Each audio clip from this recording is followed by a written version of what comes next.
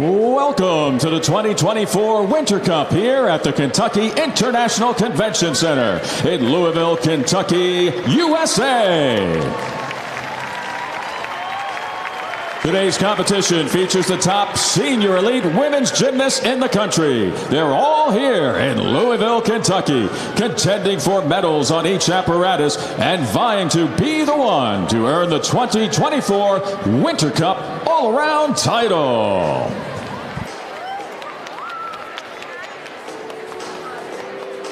Starting off on vault for flips, Tatum Drush. For Metroplex, Caitlin Zhang. For Twin City, Lexi Zeiss. For Metroplex, Michelle Pineda. For Buckeye, Khalees Wolford. For Metroplex, Zoe Malomo. For World Class, Bryn Torrey. For First State, Audrey Snyder. For Texas Dreams, Lacey Saltzman. Starting off on uneven bars. For Gymnastics Olympica USA, Chloe Cho. For Woga, Kalia Lincoln. For San Mateo, Miley Liu. For Woga, Sky Blakely. For Woga, Hesley Rivera. For Prestige, Addison Fada. For University of Florida, Trinity Thomas. And for Woga, Madre Johnson.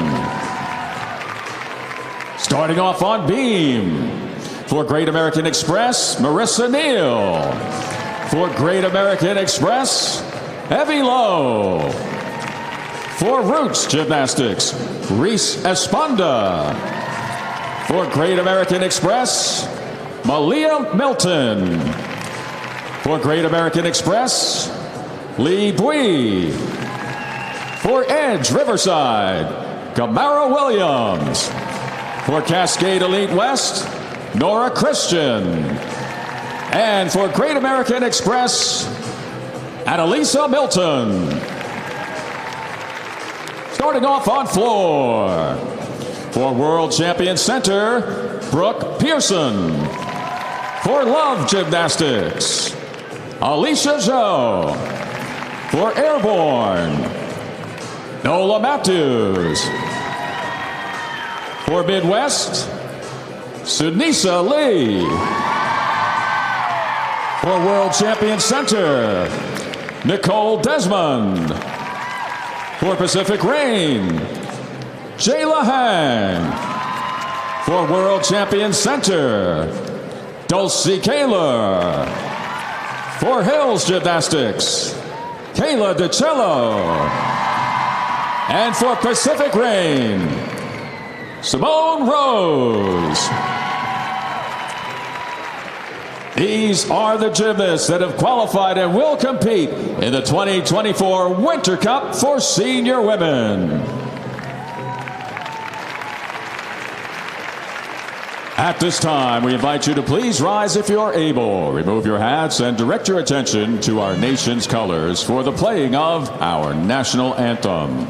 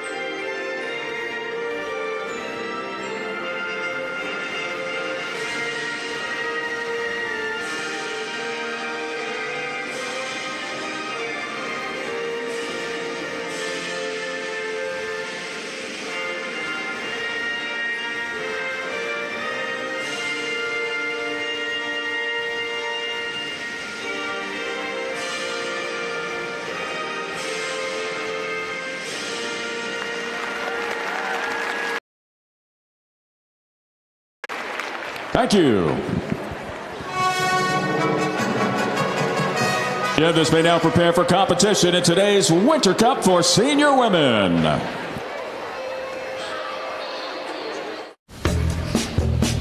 We're gonna breathe. Yep, just breathe. You and me, breathing together. If you can control your breathing, you can control your run.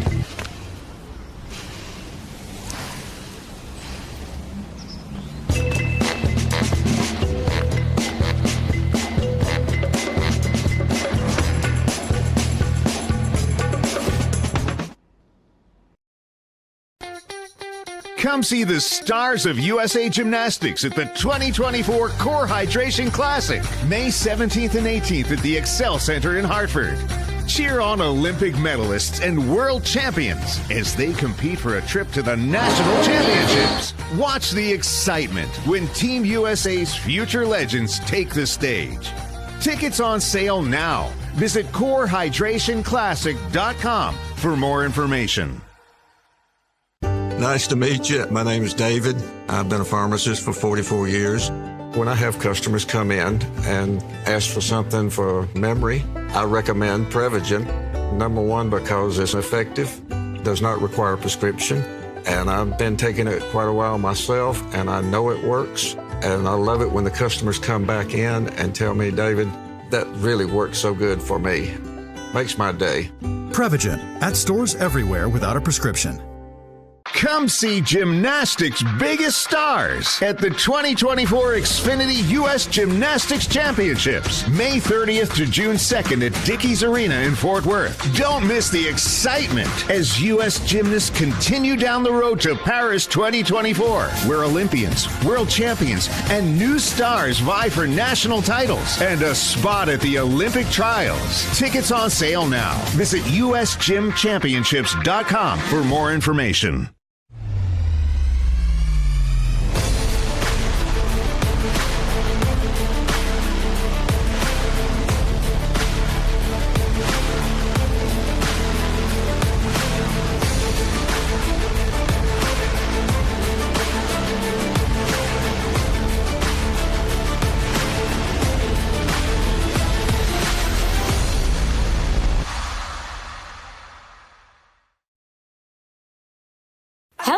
Beam Queens! I'm so excited to welcome you to the world's best beam party, where you'll get the opportunity to work with Olympians, NCAA champions, All-Americans, and other gymnastics experts. I mean, could you imagine never falling off the beam again?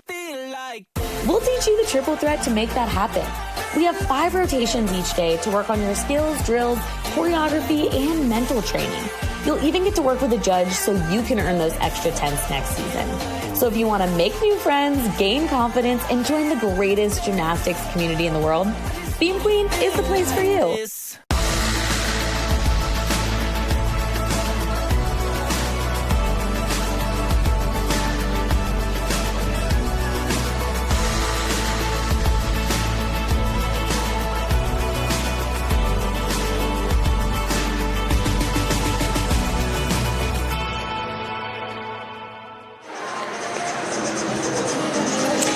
Welcome to the Kentucky International Convention Center here in Louisville, Kentucky.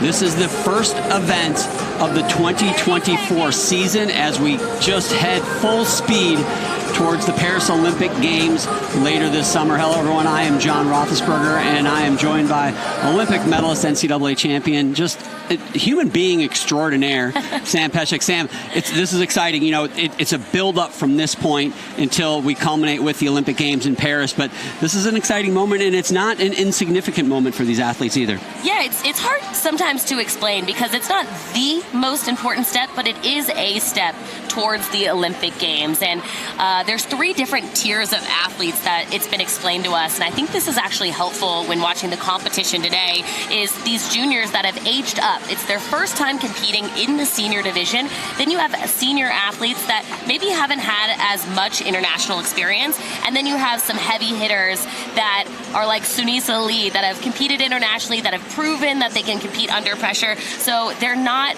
trying to be their top shape yet because they've already proven they can have experience at those levels. So we're going to walk you through what these athletes are trying to create and trying to do here at this competition throughout the meet. Yeah, so the things that they are getting ready for in the 2024 schedule, as Sam mentioned, this is a step towards those Olympic Games, and you can see some of the events they have. Pacific Rim, that's an international event, plus the domestic events coming up. The Olympic Trials in Minneapolis, Minnesota, that is going to be the ticket punching event to go to the Olympic Games. So that will be the one that all these athletes have their eyes on, and those that make it, obviously those games in Paris. So an exciting time. You mentioned some household names, so to speak, that are competing today. Sumi Lee, we'll talk a lot about her. We're hoping to have Gabby Douglas in the event. She had to back out last minute. This was going to be her comeback moment, but unfortunately she came down with COVID, which hopefully she is doing well and recovering quickly, because we are looking forward to seeing her. Chloe Cho now will lead things off. She's from Gym Olympica. Here she goes on the uneven bars. This is her second year at the senior level, and she has some really good form and execution, not quite the difficulty at some of the veteran seniors you're going to see in today's competition, which makes the execution piece, those handstands that you're seeing right there, even more important for athletes like Chloe. On that pirouette, you really want to get a vertical shape. She passed vertical, that's going to be a deduction, but overall, it was a really good routine to get things going for Chloe. So they get a free 10 degrees, right? But anything after that starts to add up those deductions, and so many handstands in women's bars to watch out for. Now we go quickly over to the vault. This is Tatum Drush moments ago. Yeah, that's a developmental kid. She was a very good level 10, and she typically competes well. That's her strong suit. Now quickly to Michelle Pineda. This is live. Solid vault, of course, the things that we're looking for on vault is round off onto the board, back handspring onto the table, and clean landings. So it's early in the season, and we're going to continue to follow that theme throughout the meet, because they're not going to be in their tip-top shape, but they want to see them compete well here. Miley Liu getting ready to go on the uneven bars in the second spot. We'll try to keep you updated with scores as we go through. She's from San Mateo Gymnastics. And so how important is it? You know, it's a step. You know, is it one of those moments where the Winter Cup it's a collection of what you've done, what you've banked to try to make your case for, certainly for the Olympic Games, but also some of these international events coming up?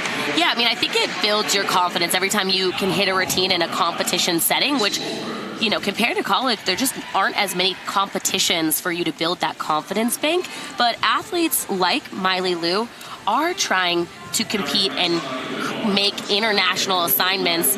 She is phenomenal on bars, and you're going to notice that her swings and line changes are exceptional. We're going to jump over to Khalees Wolford from Buckeye Gymnastics. Talked to her coaches before the competition, and I was told she's committed to Clemson.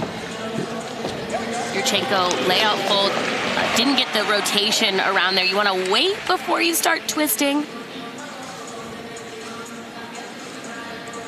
Back to Miley Liu, and she's just incredible on this event. Selection committee said she could make teams because of this bar routine. Wow. I love how long she was in the air before she re-grabbed on that release move. It's an in-bar ginger, really difficult. And what stands out to me is just how effortless she makes this. Oh, wow, of course, right as I said that, pulled in. Way to go, Sam. Pulled in a lot too close on that piked Jaeger there, but oh man. And that's, yeah. It's such a bummer. Yeah, that's unfortunate. It was a beautiful bar routine. You could see on the Jaeger right off the bar, just rode those heels up a little too far. Sometimes when you have a good bar routine going, you want to make sure you get the catch, and so you hang on a little longer than expected, but that was too long. So the artistry in women's gymnastics, particularly on beam and floor, has really been a focus the last few years. There's a new set of deductions for these two events, and it's really been a tough challenge for Team USA to really figure out what they're deducting and how to maximize that part of the score. Talked to some people before the competition, and this young athlete, Nola Matthews, is one they talked about as somebody who really maximizes the artistry portion of her floor exercise routine.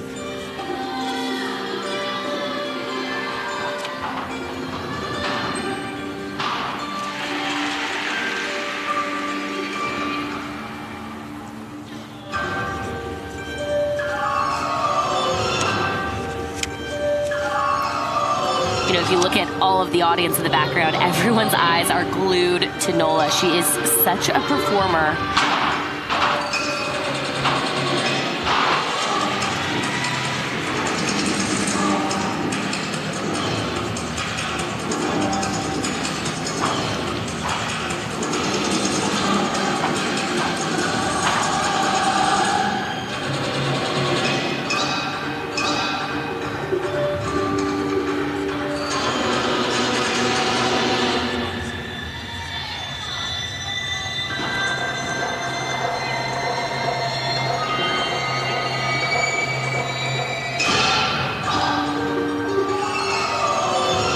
John, you talk about the importance of artistry. There's 11 categories of deductions that could be taken with artistry. Some of them are even up to 3/10. So it's a big point of emphasis in elite gymnastics, and we're starting with a treat here because Nola is going to get the least amount of deductions in that artistry category. That's really the gold standard here that we're going to look for the rest of the day. And you talk about the categories, it can be as much as 1.6 total in deductions. I mean, that's brutal. All right, one of the stars of the show today, Sky Blakely, member of the last 2 World Championship teams that won gold. Certainly somebody to keep your eye on heading into Paris. Yeah, she's just an incredible athlete. Not many built-in deductions, and has a good combination of dynamic skills, but also elegance.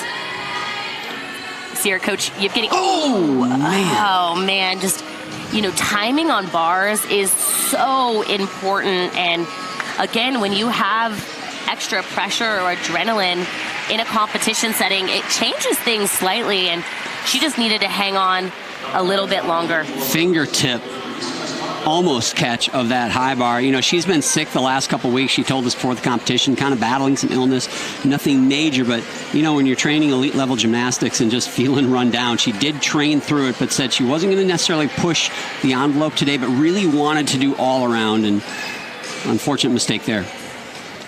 Yeah, it's never fun to start the meet with a mistake, especially when you're so close to getting it. You talk about being sick doing gymnastics, and I think, you know, if you're kicking a soccer ball or, you know, trying to dunk a basketball, it's not as, you know, scary, right? But on bars or in gymnastics, it really messes up your air awareness and changes how your body feels. Gymnasts are so in tune with their body, it's important. Risa Sponda now on balance beam from Roots Gymnastics. And Sky's one that we really need to talk about a lot because she is an athlete that could contribute on every event as we start to put the team together. And you and I joked before the meet, let's try to throw some scenarios out for an Olympic team.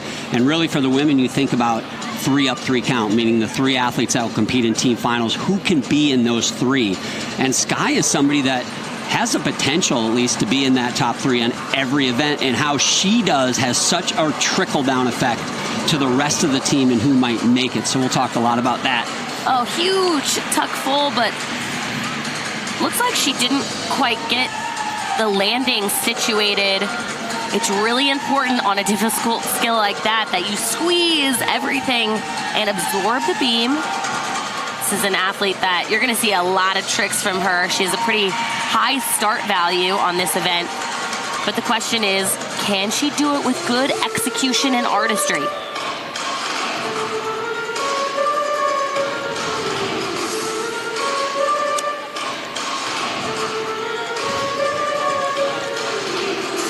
Reese, just 15 years old, will turn 16 in October of this year. So first year as a senior.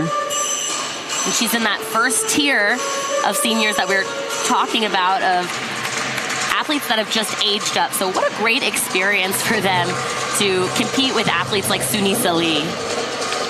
So somebody that we really enjoyed watching last year at this event, Hesley Rivera, Sam.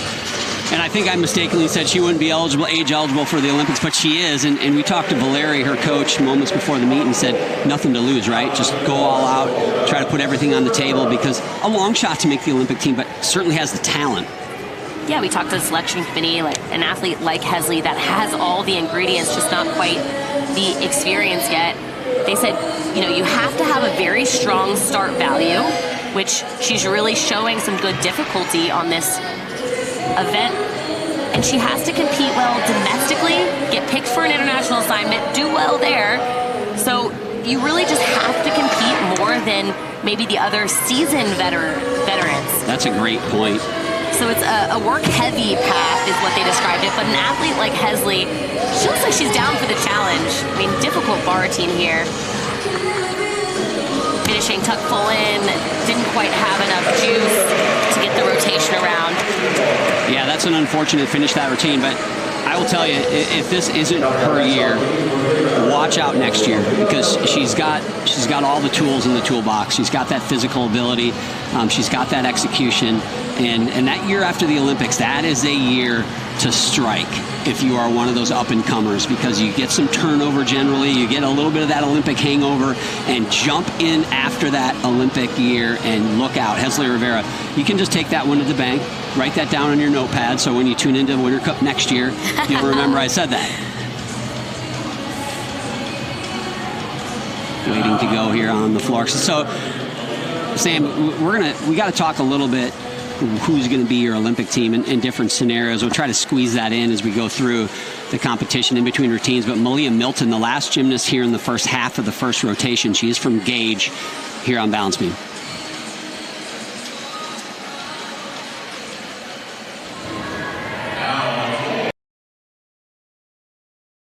That the Gage gymnasts bring to this event. You can see how high on releve they get. Landing with straight knees there. You really want to bend that front knee so it's easier to adjust.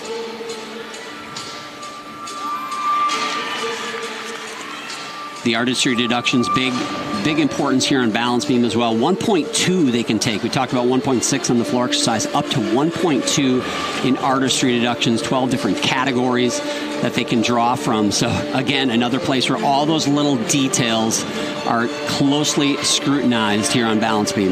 Yeah, and one example of those categories, John, is elongation. Sounds nebulous to me, Sam. It sounds very... Insufficient amplitude, maximum elongation of the movement. So, for example, if you're just doing a pose, you have to extend and grow an extra inch in your fingertips. So not only do they have to think about these difficult skills, but they also have to think about extending through their fingertips. Sounds to me like elongation is in the eye of the beholder. Like one person's elongation is not another one's. I mean, it's again, but seriously, it's so subjective and different body types. Someone naturally looks more elongated. That might not really truly be, whereas someone who's, different body type might not get that benefit. Well, John, it is a subjective sport. It is. So I have heard that. It's the best and worst thing about our sport. So to whoever's listening, we know that there's been times that you've been underscored or an athlete's been overscored, and I think that's what makes the sport frustrating. And to John's point, adding all these artistry deductions increases the subjectiveness of our sport, but I digress. Oh, my goodness. All right, first half of the first rotation is done. They're going to do a little one-touch warm-up. But in the meantime, Izzy Stassi, one of Team USA's gymnasts, had a chance to have some fun with some of the gymnasts competing here today and ask them some fun questions. Here you go. Hi, guys. We're at Winter Cup, and welcome to Questions with Izzy Stassi. Okay, we're here with Trinity Thomas, and the question is, if you could be any animal, what would it be? I would be a dolphin because the beach is my favorite place, and I would love to jump in the waves. Okay, we're here with Sky Blakely, and the question is, if you could do any other sport besides gymnastics, what would it be? I'd probably do track or try track. I don't know if it would be like field or just like running or hurdles, but I've always been interested in that, and my grandfather was a track coach, so. I'm here with Lexi Zeiss, and the question is, what do you need in your gym bag 24/7? The sticky spray you put on your wrist for tape. I put it like all over my body. It's not probably good for you, but I need it. Okay, we're here with Reese Espana, and the question is, if you could have any superpower, what would it be? I would fly because it makes tumbling and bar release moves easy. And you can go on vacation anywhere. Yeah. Okay, we're here with Addie Fata, and the question is, do you have a favorite color, Leo, to compete in? Yes, I like to be in hot pink, like anything like neon colors because I'm really tan in the summer, so like brings out the tan. Okay, we're here with Sydney Lee, and the question is, if you were an animal, what animal would you be? I think that I would be a sloth because they like to swing between trees, I think. I don't know, do they? I don't know. They're slow. That's why I think I would be like a sloth. Okay, we're here with Hesley Rivera, and the question is, what's a word you can't go a day without saying? I definitely like hot speed too.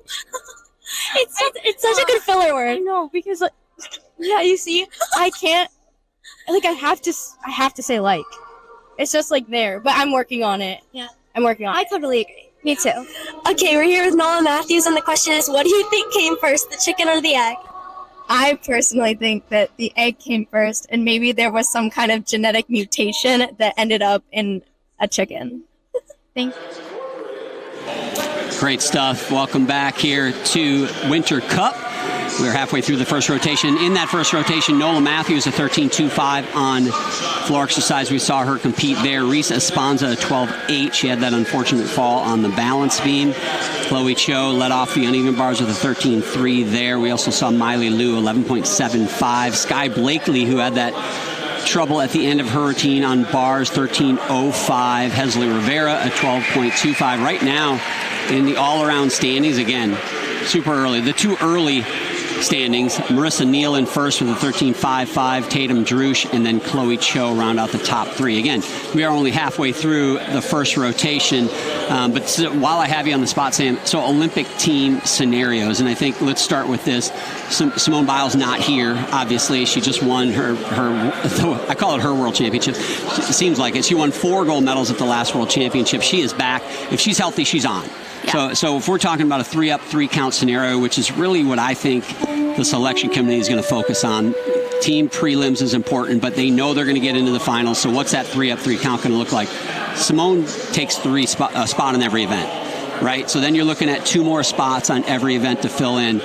My feeling, I don't want to, influence your opinion, but because I know I won't, because you're going to have your own, but Shilese Jones, if she's healthy and she's hitting the way she did this year, hard to imagine her not being maybe that next person you can kind of pencil in.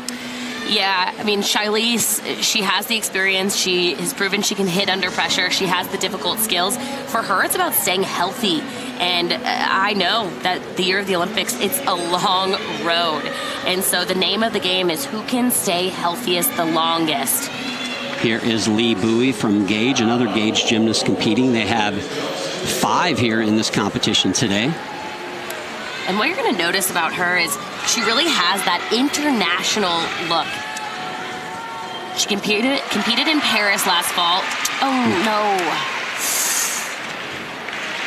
Really off-center on that full twisting back handspring. You know, there's times where you're a little off and you can adjust, and she was just unfortunately too far off to adjust there. Sometimes it's really easy for one mistake to turn into 2, and for younger athletes like Lee, you know, they might not have had as much experience competing on podium or competing with this many eyeballs on them, and so this is really a good learning experience for them to put in the bank. It's really hard to simulate competing at a competition like this in your home gym. So you really don't know how these young athletes are going to respond until they salute and really just feel how nervous they get. She's doing a nice job fighting through this beam routine. You can tell her skills aren't perfectly square. They're not perfectly on, but she's adjusting nicely.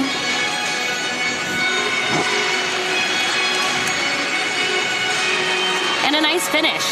Got that stuck landing, and you know, I say this all the time, but when you have a mistake early on, especially on beam, it's hard to shake it off and move on.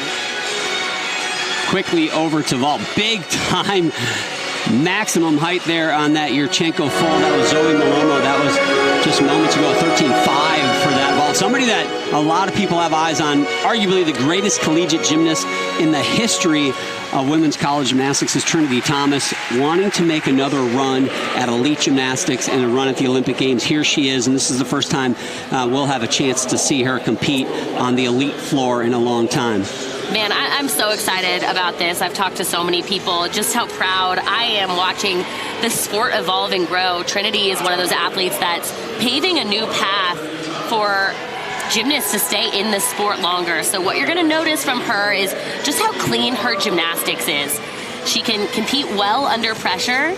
So it's just about, can she get the difficulty to compete with some of these athletes that have been in the elite world for the last 4 years plus. But this is looking really good so far. She had a foot injury, so been working a lot of bars, not quite sure what she's going to do today, but that is what we want to do. How about that? Trinity Thomas, and you're looking at hugs from Owen Field, who was just at the University of Florida last night coaching the Gators to a win. Lacey Saltzman now from Texas Dreams to go on ball. Trinity Thomas, people throw around the word gamer a little too much, I think, in sports, but Trinity is a gamer, man. She can, you put the lights on and she will be at her best. Lacey's 15 until later this year, so one of the younger athletes in the competition who has aged up. Just a Yurchenko layout. So that's what you notice is the gap between these younger athletes to the seasoned veterans here is really the difficulty. So athletes like Lacey are still trying to build that foundation to grow from. Kim Zemeskel told me about Lacey earlier this weekend. She's dying to be a Michigan Wolverine. Yeah, so if you're Bev, if you're listening, obviously quite a few years yet to go before she would make that jump, but she is a big Michigan Wolverine fan, so we'll see. Kayla DiCello now, another one of those athletes that I've been very excited to see. Heard only great things about her during training. Kelly Hill said she's been working extremely hard. The high-performance team at USA Gymnastics can't say enough great things about how just focused and determined and hardworking she has been over the last few months. Clean double-double. Man, I'm a huge Kayla fan. To your point, just hard worker. Comes in every day. She even calls Kelly Hill for extra work, and her coach Kelly Hill was like, oh, whenever she asked me to come in on a Saturday, I just really have to take a deep breath because I don't want to go, but because she wants to go and put the extra work in, I'm there for her.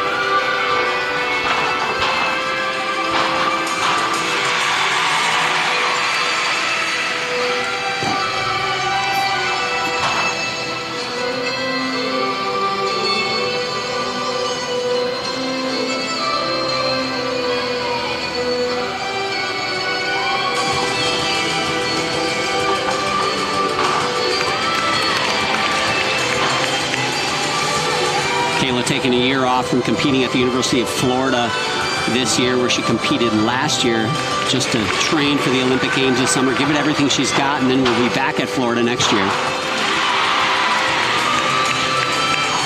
And there's this age-old question on, does college help elite? Does elite help college?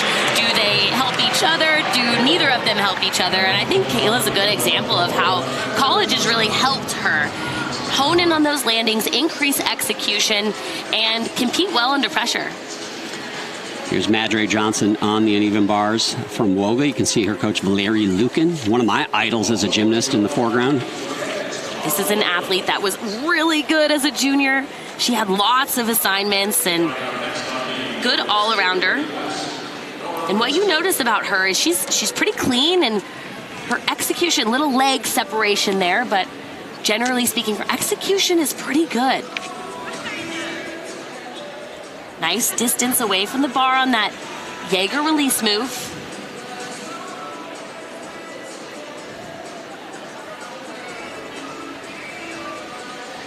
Well done. Yeah, nice hit set.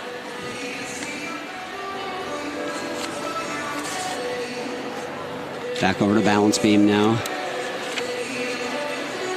Nora Christian waits for her turn to go. Back to Kayla DiCello on floor exercise. Talked to Kelly Hill, too, about her and how she fits into the team potentially this summer. And she said, you know, Kayla's really the athlete, kind of like a Leanne Wong a little bit this past fall. She can jump in anywhere if needed. But you also got to look at that 3-up-3 count that we keep talking about, and where can Kayla potentially jump up and, you know, and get into that top three? Because that's, at the end of the day, yes, you want some of that depth. You want an athlete who can fit in anywhere, but you also need to make sure you're maximizing those top three spots. Yeah, she said very strong athlete on 4 events, but she's really in that 5th and 6th spot on all the events. So can she back up any one event? And Kelly said that's the question, and she said yes, she can. She goes, I say bars and beam are her best, but she actually tends to score best on floor, which is the event we just saw her on. We're going to shift gears here, taking a little too long on balance beam. We're going to jump over to floor from Pacific Rain. This is Simone Rose, someone who's been very fun to watch over the last couple of years.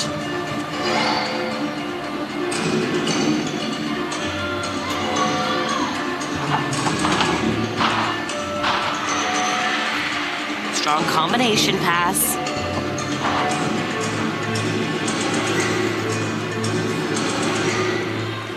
Really love her choreography. I asked her head coach, Cale Robinson, who did it, and he goes, you might know the lady that helped with her choreography, Valerie Condos Field, former head coach of UCLA, my college coach. So I recognize some of the style of choreography here.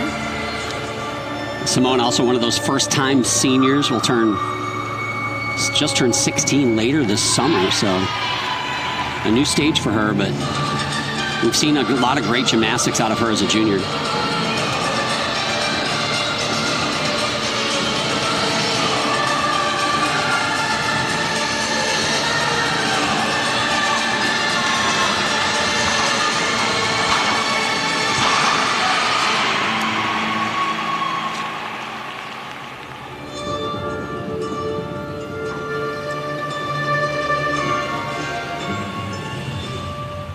Beautifully done. I love that because of these artistry deductions, all of these athletes are really elevating their performances, and you watch, it's such a show. It's like you paid money to see this top-notch performance on Broadway, if you will. Finally, it is time to go for Nora Christian from Cascade Elite West here on balance beam. An athlete that has a lot of skills. So the goal for her is to build that consistency and execution. Those landing positions on these skills, it's really important that since they're on podium, it's hard to see in the video, but the beam is on an elevated surface called a podium. So it actually adds an extra bounce to the beam that you don't normally practice in the gym, which means that after your skills, you have to be really patient on the beam, longer than you would normally hold your finish positions in order to complete them without a wobble. She's doing a nice job settling in here.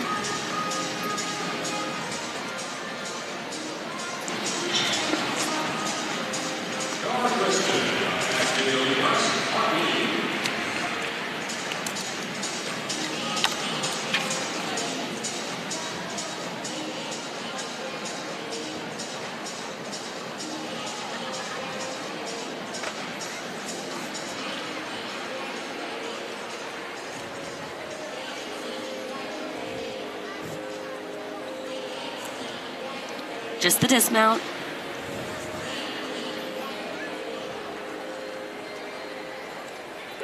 Oh, man, really far away from the end of the beam. Hope she's okay. Yeah, unfortunate finish. Well, right now we're going to segue into our Prevagen memorable moment, and it's none other than Trinity Thomas. What an amazing athlete who's been in the game for a while. So exciting to see her come back. This is video from her first year as a senior elite athlete, where she got 4th in the all-around. That is at the U.S. Championships. Her gymnastics looks the same. I'm laughing because, man, if we could all age as gracefully as Trinity Thomas. Wow. We just saw that double layout moments ago here, and it's that was pretty darn good back then, but it might even be better today. 7 years ago, that was Trinity Thomas. Wow, what a career she has had, and she is not done. Annalisa Milton will be the final gymnast, another Gage athlete. She will finish off this beam rotation. Her coach Armene in the background, had fun talking with her during the training day about her coaching and a little bit of her gymnastics career. Nice adjustment. You know, I always say that the best beam workers are never straight down the beam every single time on their scale. That's just impossible to do it that straight 100% of the time, especially when the beam's only 4 inches wide. But the best beam workers, when they are a little off, adjust in a millisecond, which is really hard to do. And that's why, more than any of the other events, you need to put in the numbers on balance beam, especially at this stage in the game. To learn, if I'm a little off to the left, how do I adjust to the right before my feet hit the beam? It's a tough task.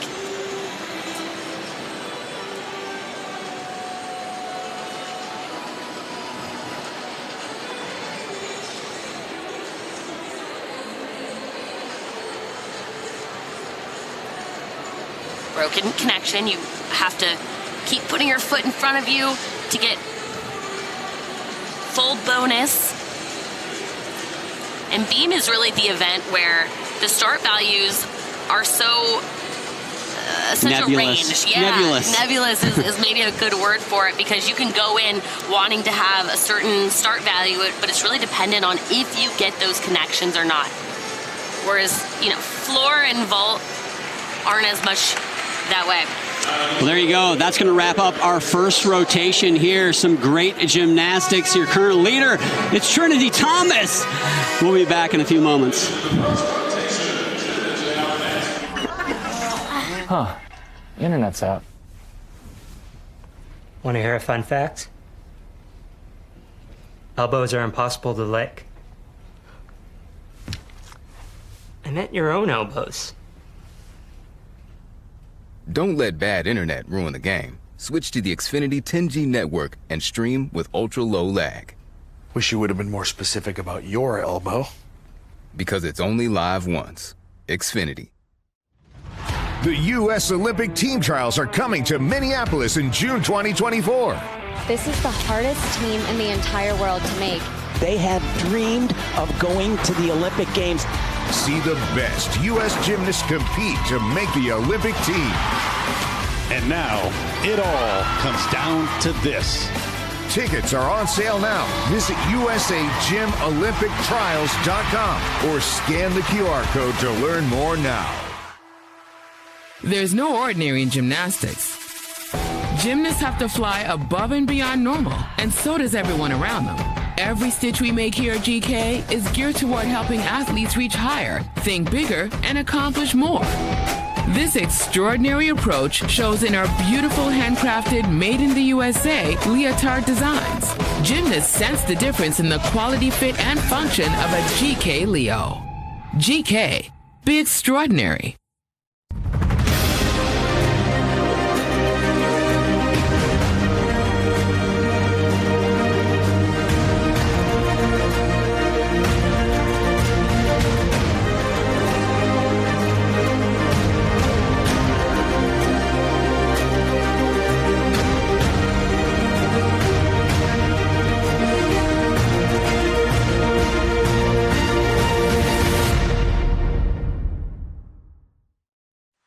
Keep going.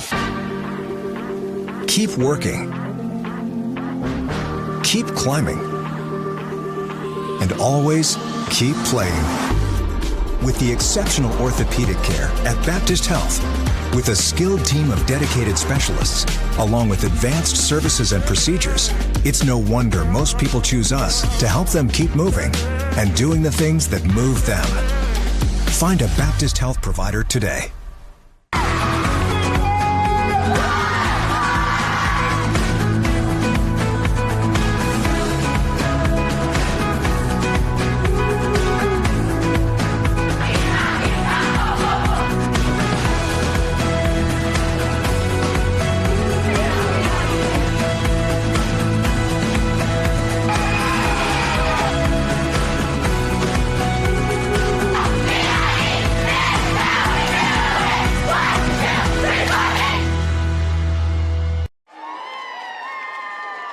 Welcome back to Louisville, Kentucky. We are at the Winter Cup 2024, the first step towards Paris later this summer. After one rotation, the comeback kid, Trinity Thomas, after that outstanding beam routine, has a share of the lead with Kayla DiCello, a couple of veterans at the top. Addison Feta there tied with Williams for that third spot. So a lot of gymnastics yet to go, but we've got one of the greatest ever to put on a leotard. And I know I'm not talking about you, Sam Pejek. Sorry, Chelsea Memel, great to have you with us. She is the USA Gymnastics technical lead, rather, and there's so many titles these days I can't keep them straight. But Chelsea, great to have you with us. You know, we're embarking into an Olympic year. The tension always seems to rise. But, you know, kind of give us the state of the union from where you're sitting and how you feel the U.S. women look and where they could be later this year.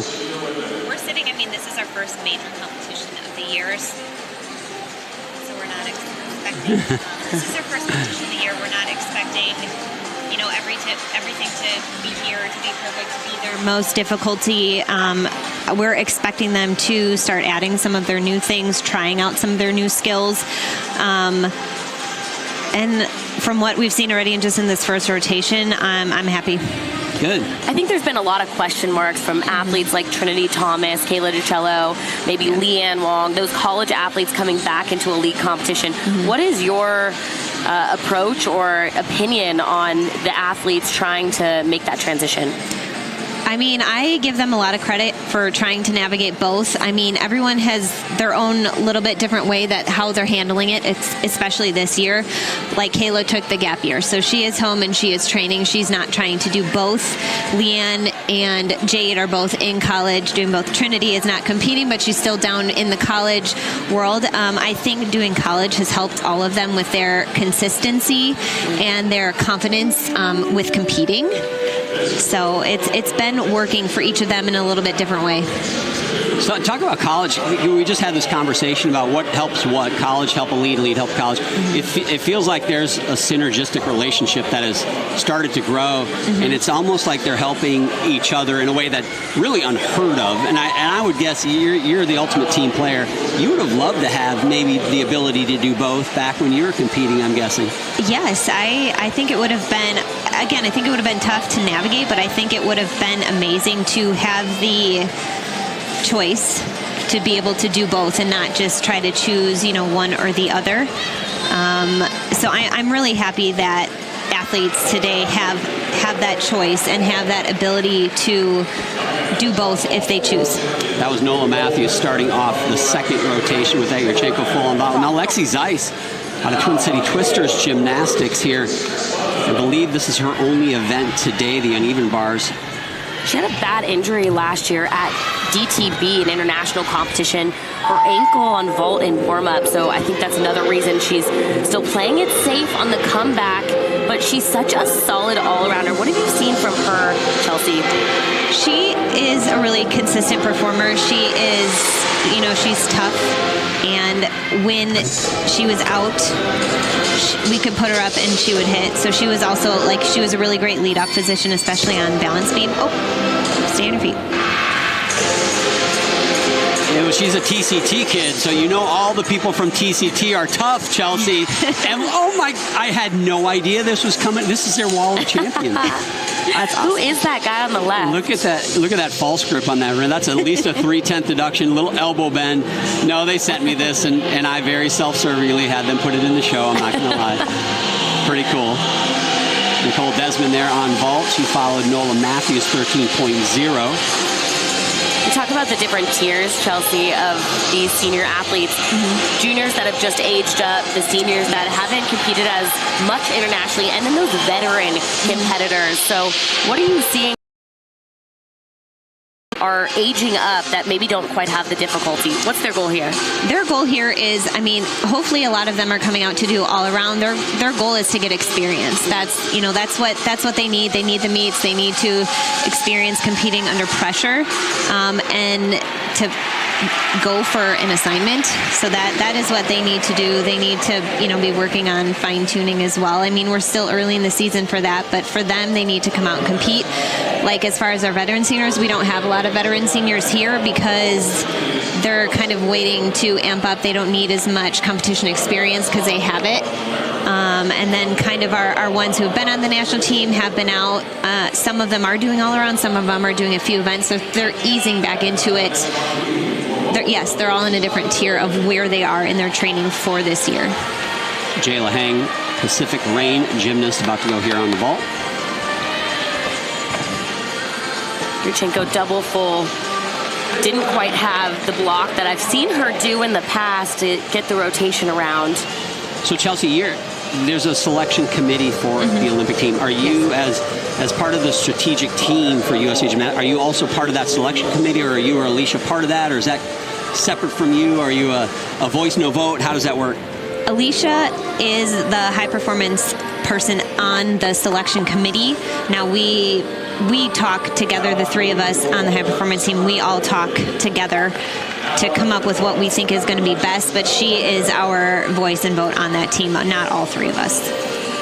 Michelle Pineda now on bars. Are you happy you don't have to be on that committee? You can be honest with us. I can say yes. I am happy that is not me in that room completely deciding the fate of the team. It's a tough job. It's really difficult because you're making 5 to 7 people's dreams come true and crushing that many more. Well, and it's also hard when you have a group of athletes like you're working with.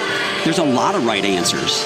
Right? There's not one right answer. It's a lot of combinations they're all right, and you just have to pick the one you feel is most right. It's incredibly difficult. I mean, I think it's a wonderful problem to have a group of amazingly talented ladies that we do. I'm glad it's tough for us to pick a team. And just on cue, Sky Blakely gets up on the balance beam, and she was a part of the last 2 world teams. We mentioned that last rotation. I think, Chelsea, and you can tell me if I'm crazy or not, most people say yes to that, Sam does, she feels like an athlete that could really have a ripple effect on the rest of the team, because she's this beam routine right here, one of the best in our country. She started to upgrade her vault, I'm told, and it looks really good. Certainly can tumble, she can swing great bars. So then you start to have different holes to fill if someone like Sky can really step up, right? Absolutely. She is a fantastic all-around athlete. She is strong on each of the events. And for her, it's going to be consistency in competing because she trains very well. And I know she's working really hard on her confidence and her ability to compete under pressure. And she just had a great beam routine.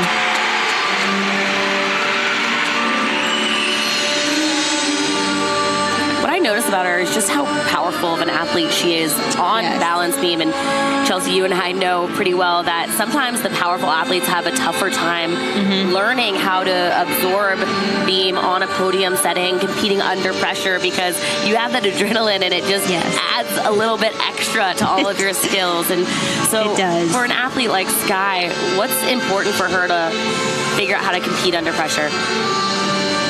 I think, well, for Sky, it's trusting like her training and just not, and to take it like that little extra breath before you go and not trying to kind of get uptight and get that. It's really hard not to let the nerves get to you, but for her, it's just taking that extra breath because, like I said, she is phenomenal in training. So if she can just compete like she trains, that's what she needs to do. Wow. Beautiful double twist from Dulcie Kaler. That block was incredible, and on the block, which is pre-flight of the Yurchenko, you want to see those arms stretched above your ears and really the power to come through your shoulders versus your elbows. Sometimes you see some athletes in the developmental stage blocking through their elbows, and it just doesn't result in high-flying gymnastics like we just saw from Dulcie. They know how to vault down there at World Champion Center. I feel like they got something in the water maybe. Ron Landy, the coach of Simone Biles as well, the coach of Dulcie Kaler. They're doing something right, obviously. So we're gonna start to talk Olympic team. Sam and I, we thought it'd be fun just to kind of piece our own team together. We're not gonna put you on the spot because I won't answer it if you do, but you guys can speculate all you want. There's no team chosen right now. That's what the rest of us do. Chelsea, is we all just sit here and speculate. It's fun. It's a game we play, right? You unfortunately are living. It's not a game to you guys. You guys are in the belly of the beast. I do want to ask you about Hesley Rivera. She's about to mount here. Saw a lot of great things from her last year at this event, and certainly somebody that I think could make a big splash in 2025. What do you see in her that could be great? I think Hesley is also a great all-around gymnast. She is beautiful to watch, especially on beam. She has very nice lines when she swings bars, and also powerful with tumbling and vault. So I think she is just going to continue to grow into her gymnastics and get, even stronger, keep upping her difficulty, because her execution, currently is pretty great. So I think she is absolutely going to be one to watch. And she had the highest beam score at the last camp in terms of execution. So what you're seeing from Hesley is just really clean gymnastics and such a great building block for this young athlete that has a lot of potential.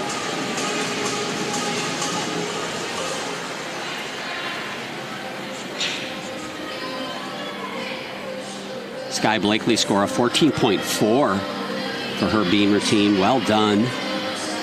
What I'm noticing about Hesley is just her arm positions. The second rule of beam for me is finding your arms in every skill you do, and you can tell that when she leaps, when she does her skills, her arms are perfectly mirrored. Well, not right there, which is really why you saw her wobble. Mm-hmm. Your arms want to be the exact same, mirroring each other in the middle of your skill and at the end. Really want to see her squeeze squeeze her booty on the round off to get high in the air, have enough height to get that double pike around. Kamara Williams now on the floor exercise. Chelsea, the year of the comeback, really, we got Gabby Douglas, who unfortunately is not here. She had COVID. She was going to make this her return event. We saw Trinity Thomas, as we've talked a lot about her as well. Simone made her comeback last year. You were kind of the queen of the comeback, in my opinion. You came back at air quotes. These are air quotes. You can't see them. Older age, 4A gymnast. Talk about how challenging that is and what it's like now to see this generation of gymnasts doing it. It is incredibly challenging. It's finding a balance for me, it was finding balance of like conditioning versus numbers.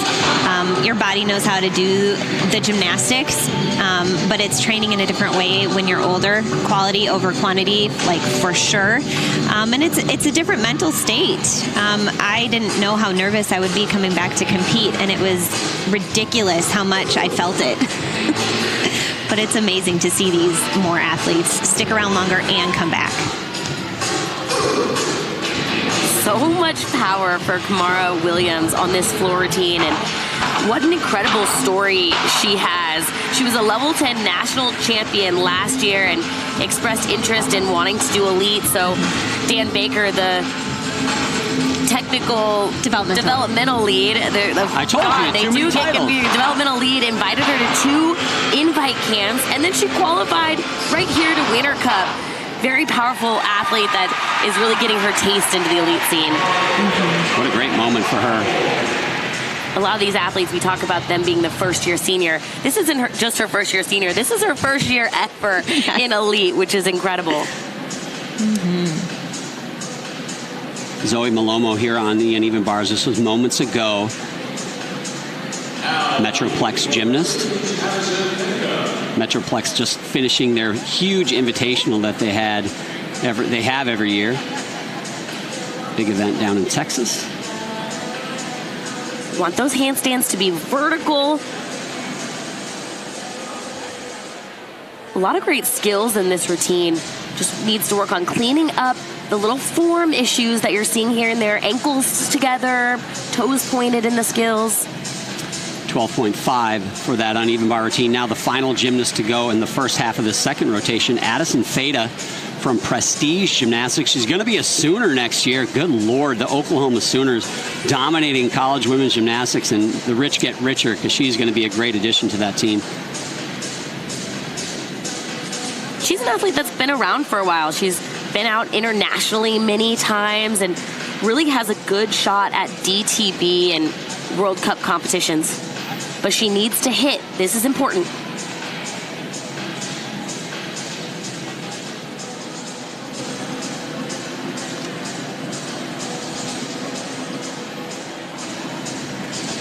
Addison trying to make an impression on that strategic team, one of which we have sitting right next to us now. But I talked to her mom, Jen, before the competition and said it's not Olympics or bust for her. She wants to go as far as she can. She'd love to be at the Olympic trials, see where chips might fall, but she also loves traveling and competing internationally, and she's really hoping for another one of those opportunities at least before she goes on and competes for Oklahoma.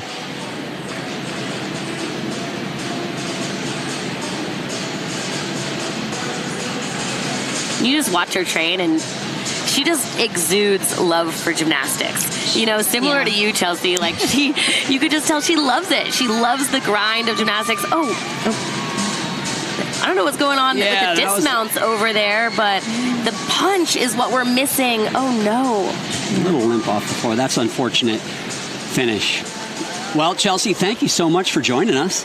I guess we got to let you go back to the hard work now, right? This is the easy stuff. Well, thanks for joining us. Good luck this year. We're obviously going to be talking with you a lot over the next 6 months, but you've been doing a great job. Have people been telling you that? Do they reinforce that enough? Because we want to tell you. I appreciate that. Yeah. Some do, but, you know. Even though you're a cheesehead. Well, thank you. We're only halfway through the second rotation.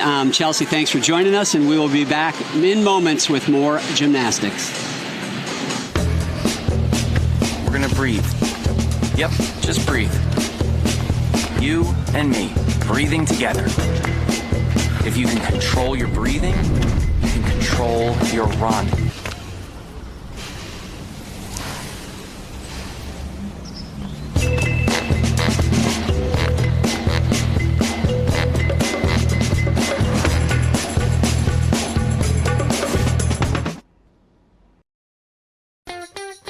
Come see the stars of USA Gymnastics at the 2024 Core Hydration Classic, May 17th and 18th at the Excel Center in Hartford. Cheer on Olympic medalists and world champions as they compete for a trip to the national championships. Watch the excitement when Team USA's future legends take the stage. Tickets on sale now. Visit CoreHydrationClassic.com for more information. Nice to meet you. My name is David. I've been a pharmacist for 44 years. When I have customers come in and ask for something for memory, I recommend Prevagen. Number one, because it's effective, does not require a prescription, and I've been taking it quite a while myself, and I know it works, and I love it when the customers come back in and tell me, David, that really worked so good for me. Makes my day. Prevagen, at stores everywhere without a prescription. Come see gymnastics' biggest stars at the 2024 Xfinity U.S. Gymnastics Championships, May 30th to June 2nd at Dickies Arena in Fort Worth. Don't miss the excitement as U.S. gymnasts continue down the road to Paris 2024, where Olympians, world champions, and new stars vie for national titles and a spot at the Olympic trials. Tickets on sale now. Visit usgymchampionships.com for more information.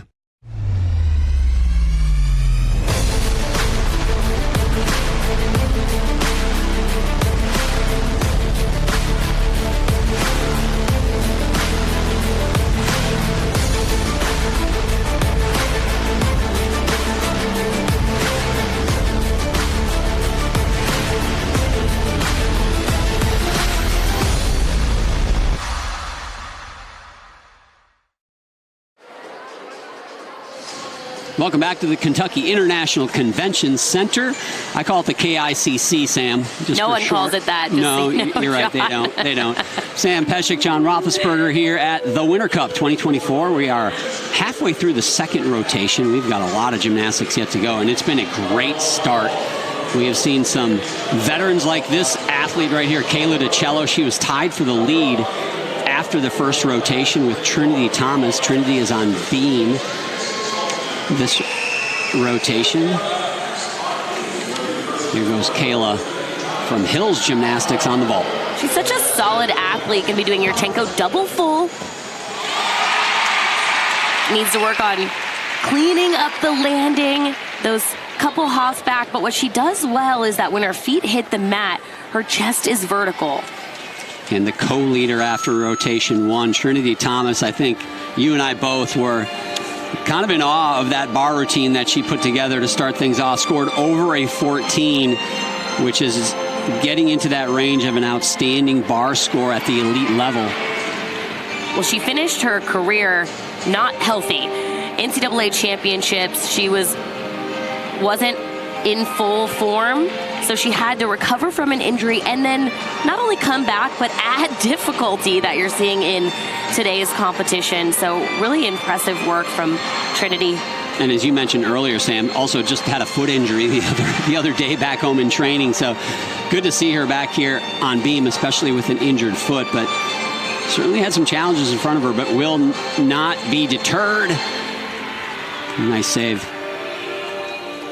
It's important on the series that your back foot comes down to the beam as quickly as possible. You don't get any extra points for landing essentially on one leg. So again, I want to see her absorb the beam just a second longer to get rid of those wobbles we're seeing here. Kayla DiCello on Vol, the 14.2. That will be very difficult for Trinity to keep pace with here on beam.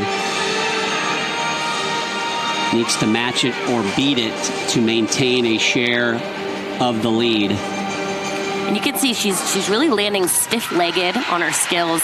You want to bend that front knee. It's not a deduction to bend.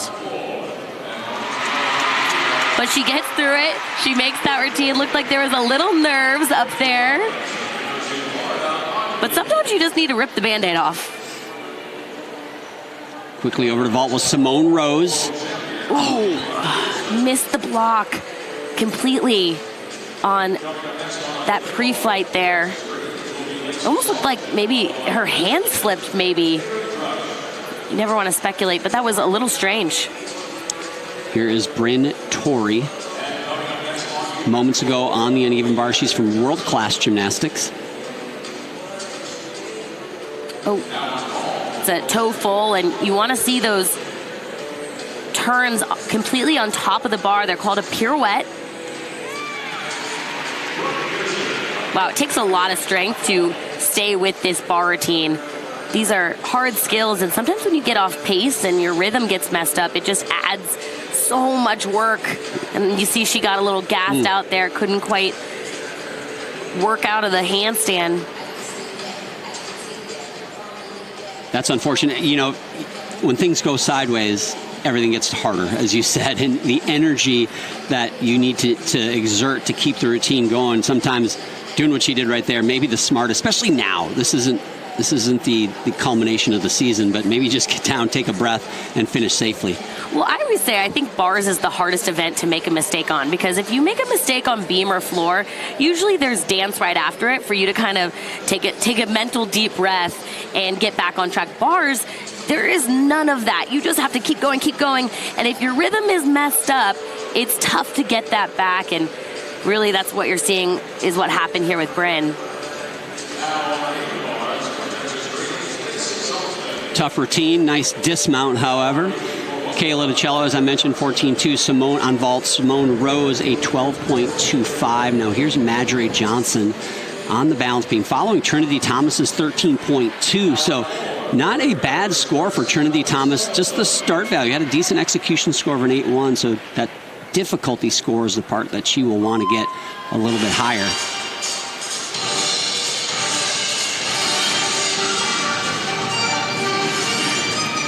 Handspring, layout. Good save there at the end. Again, you want to either finish in lunge or what they call beam feet, but the series is not over until you land. We're seeing a lot of little adjustments, let's call them, on the end of big skills. I think a lot of that can be due to extra adrenaline and just not being patient, but she did a really nice job on that landing. You see both knees bend and absorb the beam.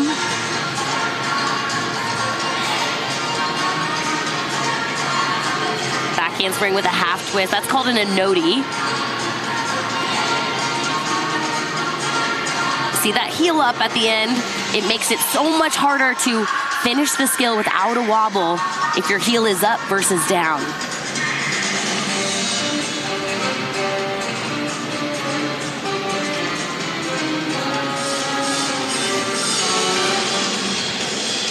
Finishing double back You see when your feet land, she's looking down at the ground. I want to see her look up, even spot the beam. That'll help get her chest up when she lands. Moments ago, Lacey Saltzman from Texas Dreams. See that 11.9 in her first rotation in the vault. Here she is on the uneven bars. Nice handstand. Love when you see the athletes holding that handstand. Really shows off to the judges. You cannot take one execution deduction here.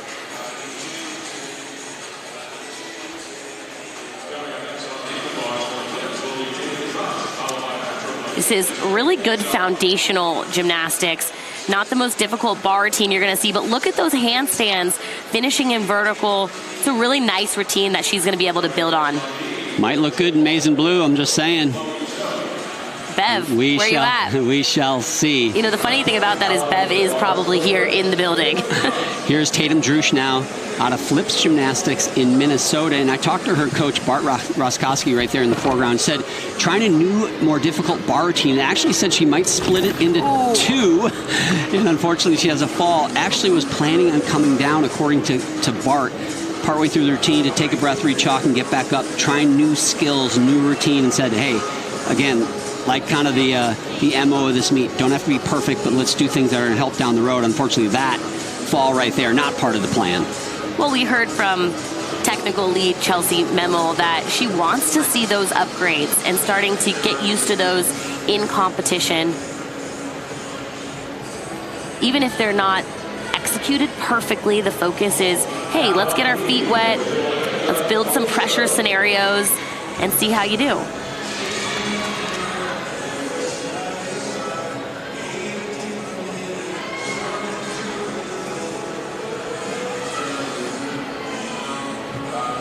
Ooh, fingertip grab. Go-go gadget arms there. But I like when you see scenarios like this happen, because you can see which athletes fight for their bar routine. And an athlete like this, man, I haven't watched her training, but I know what kind of gymnast she is just by the way she was able to hang on there. Lacey Saltzman's score on the uneven bars of 13.05. Madre Johnson on balance beam a 13.65. Marissa Neal now the gymnast that will be taking to the floor next. The Gage gymnast.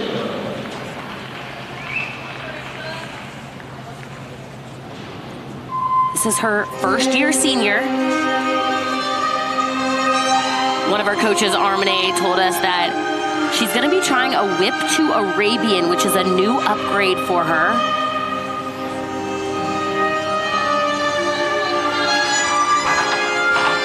Whip, Arabian, right there. Made it. Made it. That's going to be a deduction.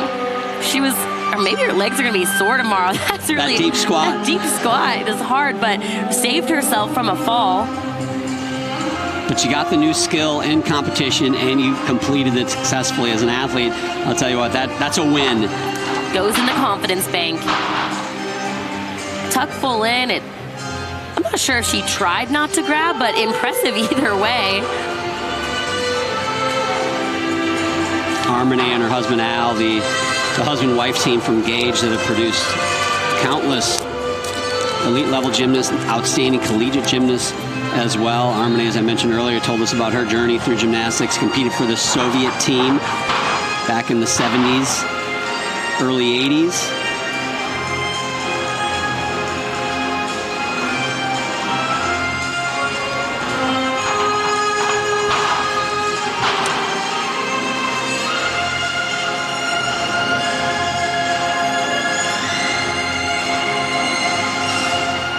Really great routine.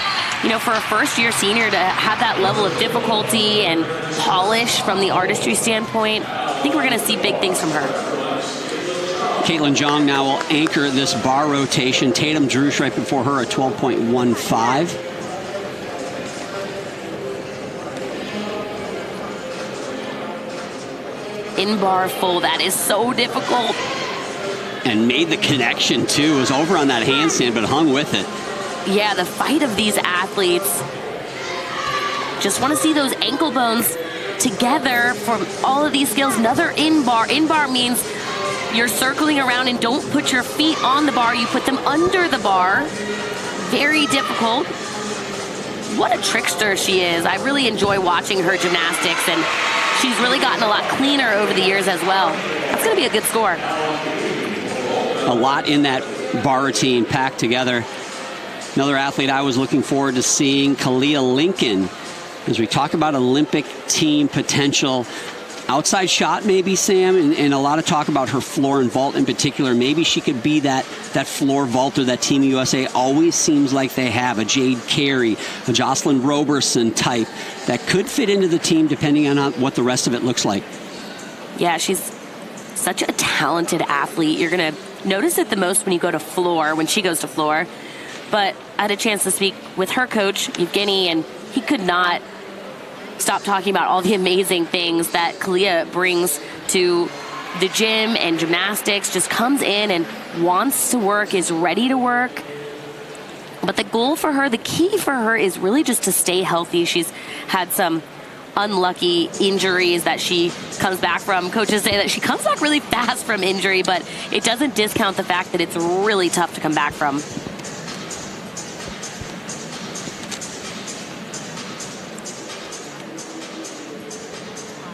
And this is a good event for her, too. You know, I mentioned floor and vault, but certainly here as well. Maybe not. Oh, and maybe I should have not spoken right there. But seriously, a good event for her where she could compete. Maybe not in a 3-up-3 count team final scenario, but certainly somebody that could add depth on a beam lineup.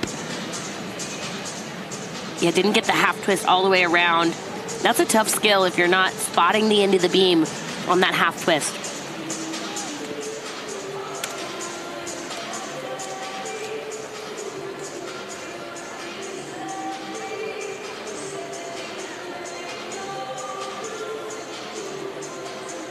Finishing handspring, double pike, and great posture on the landing there. So that was Kalia Lincoln finishing up the beam rotation, finishing up the floor rotation is Evie Lowe from Gage, one of their 5 gymnasts competing here at this Winter Cup. Her coach told us she likes Evelyn Lowe. We'll have to let everybody know up here.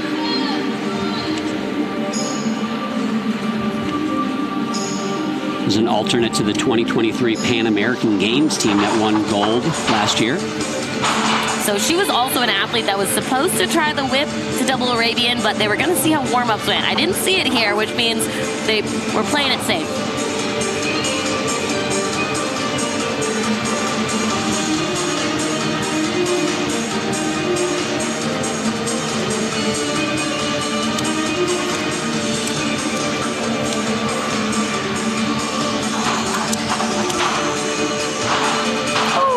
Good save.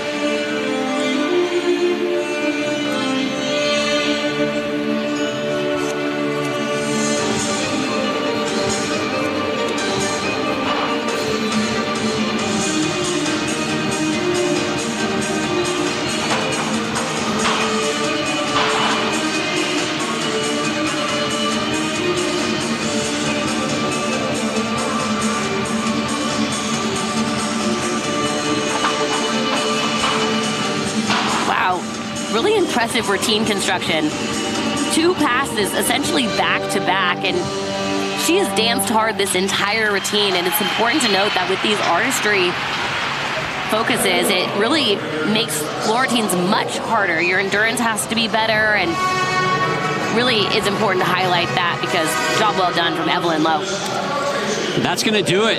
The second rotation is in the books. We've got 2 more to go. It's halftime. We call it halftime, right, Sam? Yeah. We're going to call it halftime. I love it. More Winter Cup coming up. Huh. The internet's out. Want to hear a fun fact?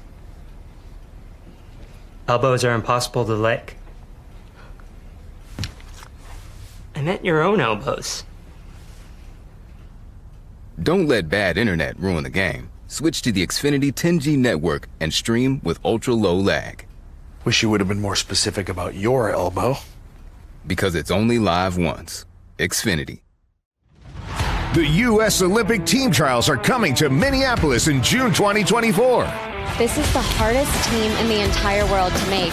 They have dreamed of going to the Olympic Games. See the best U.S. gymnasts compete to make the Olympic team.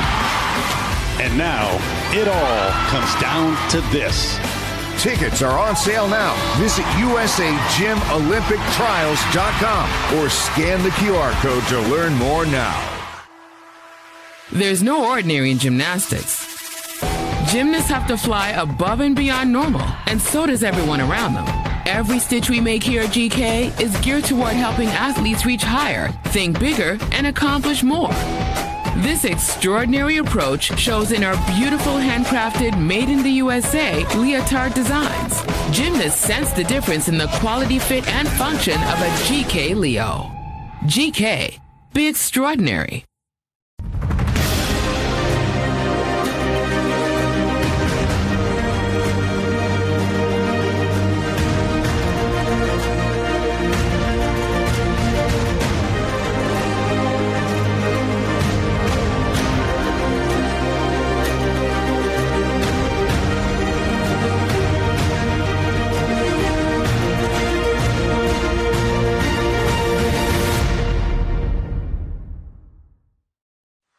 Keep going.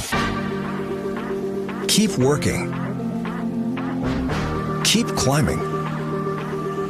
And always keep playing. With the exceptional orthopedic care at Baptist Health, with a skilled team of dedicated specialists, along with advanced services and procedures, it's no wonder most people choose us to help them keep moving and doing the things that move them. Find a Baptist Health provider today.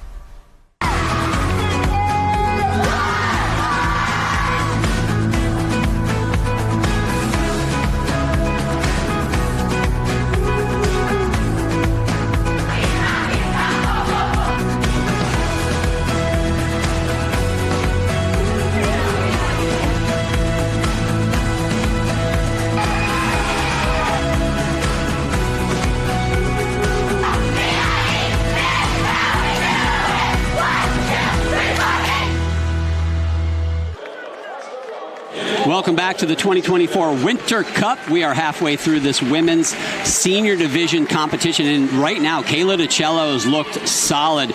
The top of the standings, Sky Blakely moving up the standings. Trinity Thomas, the comeback continues. She is in the top three after bars and balance beam.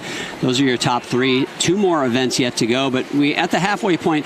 Sam and I like to bring in presidents during the halfway point of competitions, and we've got the president of USA Gymnastics, Lili Leung. Lili, thanks for joining us. You know, it's a fun year, the Olympic year. You know, lots of tension, lots of pressure. Are you feeling the pressure? You feeling the stress?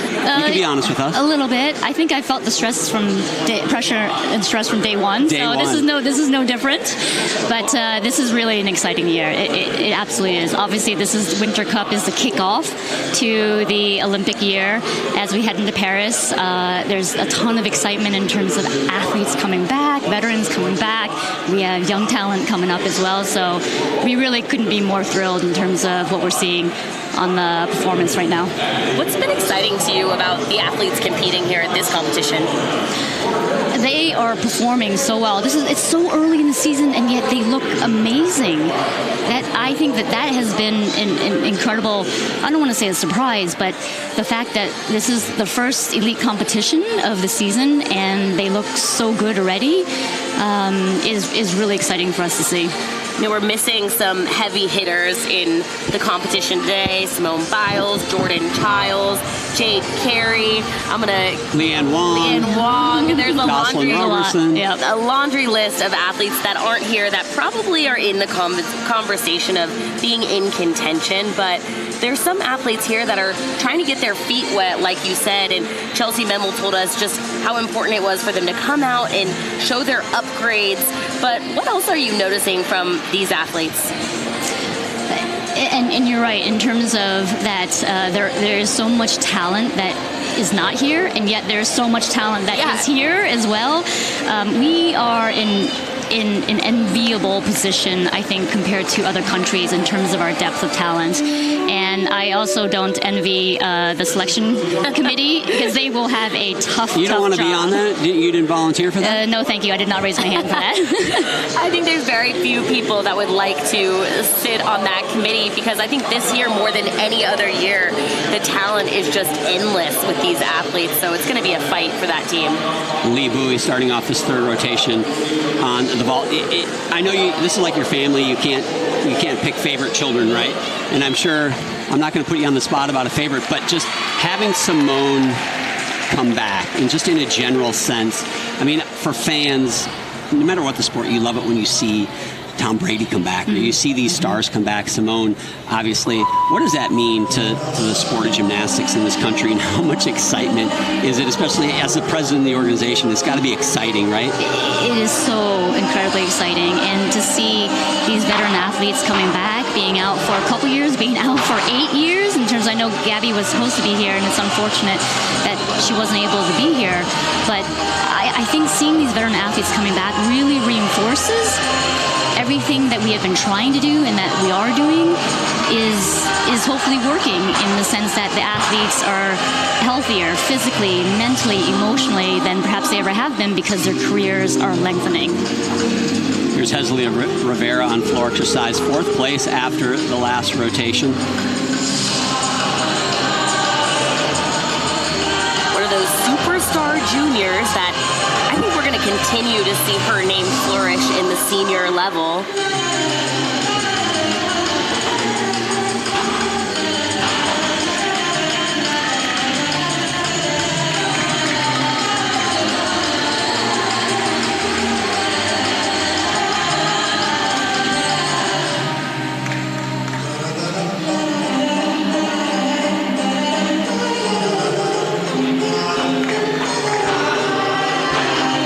Finishing 2.5, and I love the musicality in this routine. It's just so beautiful to watch, almost mesmerizing. So a lot of tension on the women's team, best in the world. I've argued over the years that if you take all the sports, the U.S. women's gymnastics team might be the most dominant sport out of all sports. And women's basketball is also up there, men's basketball, but the men last fall in historic world championships. We're trying to mix in gymnastics and side conversations here, so stick with us. But the men really set the world on notice. Hey, we want people to watch us too, and we're going to Paris to win medal. No, they absolutely did. They had a record-setting year last year, and we couldn't be more excited in terms of how they are also being set up for success as we go into Paris, and they are extremely competitive. And I believe you had some folks from our men's program on yesterday, and they've been really working on against the powerhouses on the global stage, and that strategy is working. It's paying off right now. Kamara Williams on vault. That was Nicole Desmond on the uneven bars. Huge Yurchenko double full. You want to see her get the rotation all the way around. I mean, she definitely has the height on that vault.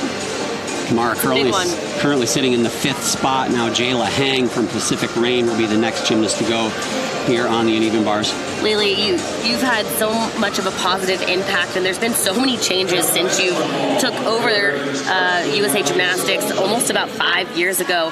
What has been the biggest impact, do you think, from the men's and the women's side that you can see? Yeah, in March it'll be 5 years, which is pretty incredible to think that I've actually been in this role for 5 years now.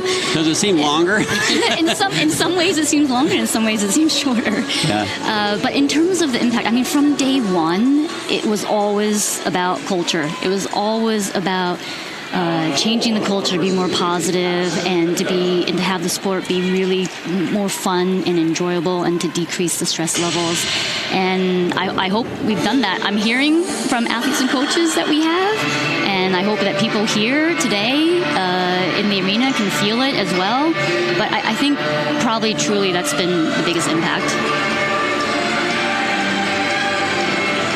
Zoe Malomo here on the balance beam from Metroplex.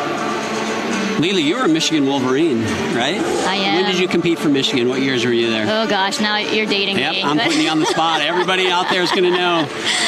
So I competed competed 91 and 95. Wow, so we overlapped. I was at the correct M. I'm not so sure about that. I might argue with you about that. I'm sure you will. I was there a couple years ahead of you, but we overlapped a couple years. How great was that experience for you? And now it seems fitting that there's so many collegiate gymnasts competing here at the elite level, too. I really enjoyed my time at Michigan. I still keep in contact with my former teammates and my coach, Bev Plocky. She's still there. Is she here this weekend? Is she so she's not here this weekend that I know of, anyway. But yes, I couldn't have enjoyed my time more at Michigan, and I love the fact that we are seeing NCAA athletes compete at the elite level.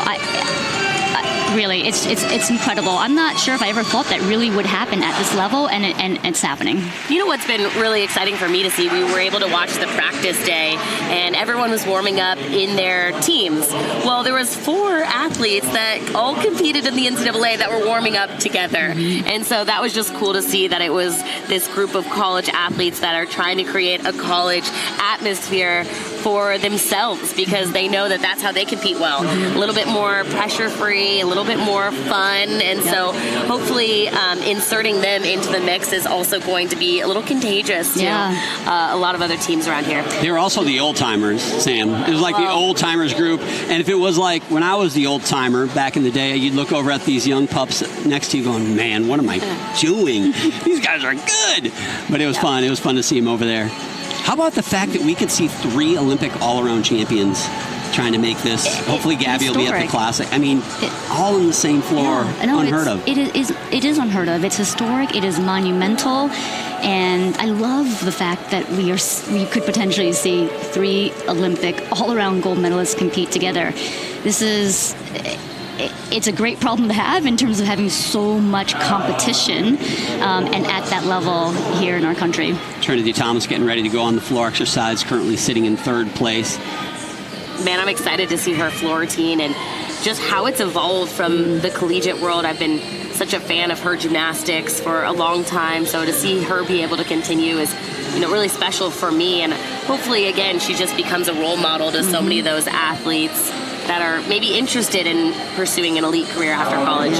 No, she's such an incredible performer, and to your point of having NCAA athletes here competing, I've always wanted to figure out a way to kind of meld a little bit of the spirit and the energy and the culture from the NCAA into the elite side of things, and it's happening now. We're actually seeing it come to fruition. Here's Dulcie Kaler on the uneven bars. It's happening almost. Those athletes that compete college are just kind of bringing that vibe, it seems like. Jordan Childs comes to mind. She seems like she is now that collegiate athlete that competes elite, right? Bringing that energy. Well, even an athlete like Trinity Thomas, whose college coaches are here, they're coaching her as if she was in college, in a way. Of course, they have much more ownership over their training, but, that's what Kelly Hill told us about how she coaches Kayla DiCello as well, and we can see from today it's working. So it's just a really positive change, in my opinion, from different styles of coaching that are building. Yeah, no, I couldn't agree more about that. Outstanding bar routine from Dulcie Kaler there, by the way. Ron Landy on the sidelines with the double fist bump seemed to like it. Trinity Thomas playing the waiting game. Always hated waiting for those judges, If the judges want me to, start talking smack about them, I can. That's my favorite hobby. I would love to figure out a way to speed that up. If you guys have any ideas, please let me know. It's usually TV's fault, so unfortunately we are sometimes the culprit, right, not always. Your guys' fault. Yeah.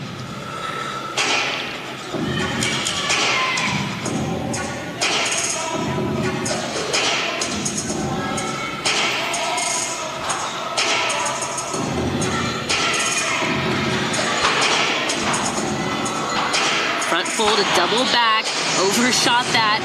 Good problem to have. That's what I call a good mistake, because you have too much power momentum. So what you don't want to do is under-rotate and maybe crunch your ankles. Since she just had an ankle issue, I think she feels that. Wow. What a beautiful double layout in the second pass.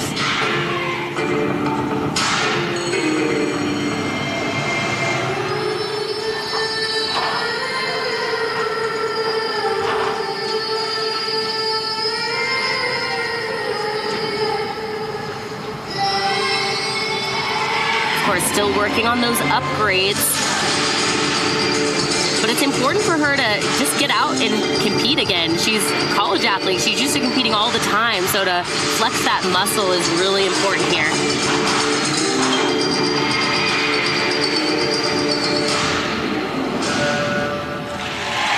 Well, no matter how the routine goes, the smile never changes. Trinity is having a great time, and I got to say, I'm impressed. Yeah, out of bounds right there, but she's hit 3 routines so far in this competition. Kayla DiCello, now your leader after 2 rotations. This is a routine, Sam and Lily, that I was really excited to see from her. I wanted to see all her gymnastics, but I want to see where she could fit into that team, in particular on this event. Well, Kelly told us that she's showing some upgrades. Direct connect, church to pack. She's got some big skills in this routine and still working on the details. That's that church to pack connection. She hasn't competed it. They were just going to see how it goes, and I think it's going pretty well. First time both in competition. The question was, can she do it under pressure? And I think the answer is yes. Yep. She could not have done that any better. Look at Kelly Hill. Kelly's happy too. That was well done. Kelly Hill, her first U.S. championship. Now I'm going to date myself, Lily. Her first U.S. championships as a coach was my first as an athlete. So it's fun to see her still out there. And she said she'd only be back for Kayla DiCello. She had a bat phone, bat signal, and Kayla sent it up. And now here she is. Audrey Snyder now on the balance beam from First State Gymnastics. Such a beautiful athlete.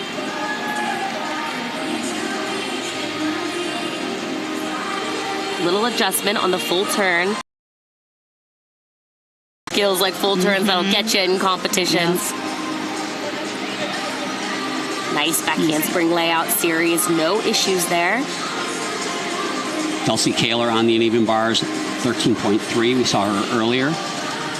There's really different styles on balance beam. You can have the more aggressive, sharp beam workers like Sky Blakely, or you can have a little bit slower rhythm, more flowy is what I call it, beam workers like Audrey Snyder here, and both are great. It's really dependent on how you like to train and what helps you compete at your best. What kind of athlete were you on beam, Lily?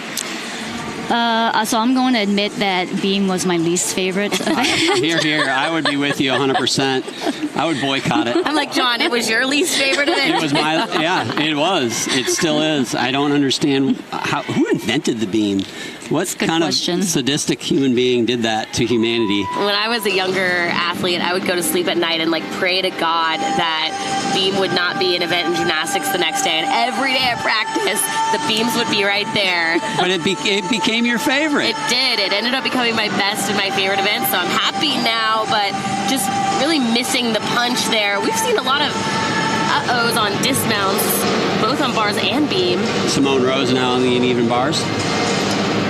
Stalled her full. You want to see that completely on vertical. Really working on that connection.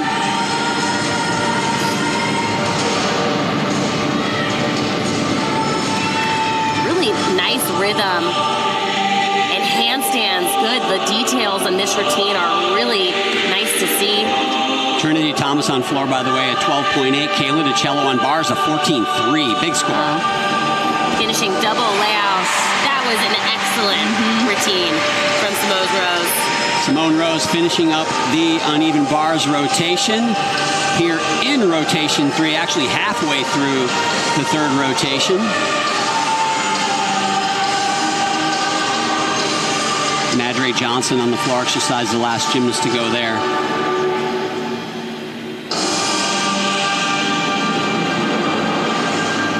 Madre currently in the 7th spot heading into this third rotation. Well, Lily, thank you so much for joining us. Thanks so much for having me. Thank you. We didn't give you too many hard-hitting questions, right? No, maybe next time you can hit me with some hard ones. Okay, you heard it here first. We'll do a Twitter and have people tweet us questions. I'm sure Lily would love that. She loves Twitter surfing, I guarantee. That sounds amazingly not fun. Yeah, we wouldn't do that to you. Well, congratulations on a great 5 years. The anniversary's coming up. Yes, it is. And good luck on an outstanding 2024. I know a lot of fans out there are really really looking forward to it. Can't wait for this year to really get going. Thanks for joining us. Yeah, Izzy Stassi, she's got more questions for these elite athletes. This might be my favorite part of the show, well, other than having Lily on. Appreciate it. All right, take it away, Izzy. Hi guys, we're at Winter Cup, and welcome to Questions with Izzy Stassi. Okay, we're here with Bryn Torrey, and the question is, what's your favorite holiday and why? Christmas, obviously, because it's just a beautiful day. Everybody's happy. Everybody's giving and receiving. It's beautiful. Okay, we're here with Zoe Malomo, and the question is, what's your favorite Starbucks drink? A venti strawberry acai lemonade with peach juice. Very good. And light ice. 10 out of 10? 10 out of 10 for sure. Maybe even 20 out of 10. 30 out of 10? 40. Okay, we're here with Miley Lou, and the question is, do you have a favorite scent of all time? I do. It's vanilla. Same. Okay, we're here with Kamara Williams, and the question is, what's your biggest gymnastics ick? Nails on the chalk. Okay, we're here with Evie Lowe, and the question is, do you have a favorite ice cream flavor? Yes, mint chocolate chip. Okay, we're here with Audrey Snyder, and wrong answers only. What's your favorite skill? Peanut butter. Okay, we're here with Alicia Zal, and the question is, would you rather split the beam or jam your ankles on floor? I think I'd rather split the beam. My ankles are so bad. Okay, we're here with Kalia Lincoln, and the question is, if you could do one event in men's gymnastics, what would it be? I'd probably choose rings. That's like the hardest one. I feel like I'd rather do rings over high bar and all the other events because I just really feel like I could be able to do it. Okay, we're here with Nora Christian, and the question is, would you rather do bars without grips or step on a Lego barefoot? Step on a Lego barefoot. Keep so. Yeah, bars without grips would be really scary. That's like the worst pain ever. Like, I would rather take that. Bars would be so scary. Okay, that's solid. Okay, we're here with Kayla DiCello, and the question is, if you could have a superpower, what would it be? To be able to teleport, then I could go anywhere I want. I agree. Okay, we're here with Simone Rose, and the question is, would you rather do twisting or flipping? I'd say twisting. I feel like I'm a better twister than like flipper. And then would you rather do leaps or turns? Turns. I'm way better at turns. Okay, we're here with Lacey Saltzman, and the question is, what's your go-to meal before a meet? Definitely sushi. Sushi? Yes. Really? Yes. Okay. I've done it like literally ever since I was in compulsory. It like the best. Okay, we're here with Dulcie Kaler, and the question is, do you have a go-to meet day song? I like throwback, so Break My Stride. Gets me loose and pumped up. Nice, thank you. Welcome back to the Winter Cup, and we are joined by the president, a different president of the Beam Queen Boot Camp. We only have presidents on this show. We are partway through this third rotation here at the Winter Cup, and it's been a good competition. Kayla DiCello, Sky Blakely, and Trinity Thomas were the top three athletes coming into this third rotation. Now, again, we are halfway through. This is the one touch, and that is Olympic all-around champion warming up the uneven bars, and a lot of you are tuning in just to see that moment when Olympic champ competes on that event, her best event, and she's going to be doing a new skill that rumor has it. She is. I've been practicing it as well. You have not. Gym. You've been doing nothing of the sort, Sam. Actually, Suni gave me some pointers. This is not a joke. I filmed it, and she asked if I got it on camera, so I walked her through in slow motion, and I really think I could do it. Did you give her any tips? Were you just taking the coaching by the reins right there? And I hope you weren't. Listen, I'm an honest person. She said, were my legs glued together all the way through? I said, no, a little bit at the end, but I think where the judges are sitting, you can't see it, so hoping for some improvement there. Here we go as we continue the third rotation. Brooke Pearson from World Champion Center takes to the bars. I want to see those handstands completely vertical. That was a nice pirouette.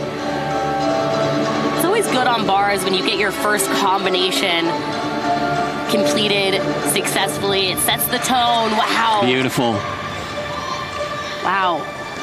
Really great routines. I saw some ankles in those release moves. Oh, hit the low bar. But still, it didn't even affect the distance on that release. I mean, really great bar worker we're seeing here. Just natural swing. Great job from Brooke. How hard is that, Sam, when you hit the low bar like that into a skill? Like a giant might be one thing, but into a dismount or skill, how hard is it to keep your focus and not turn a small mistake into a catastrophe? I mean, it's so hard. You know the timing of skills, but then if something comes in your way, you really don't have that long to adjust. So it's difficult, so impressive that she was able to keep it going.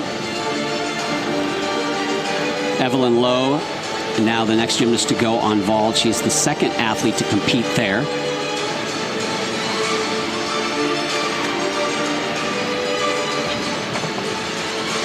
Yurchenko 1.5. Great landing. A little college stick at the end there, but really nice controlled finish.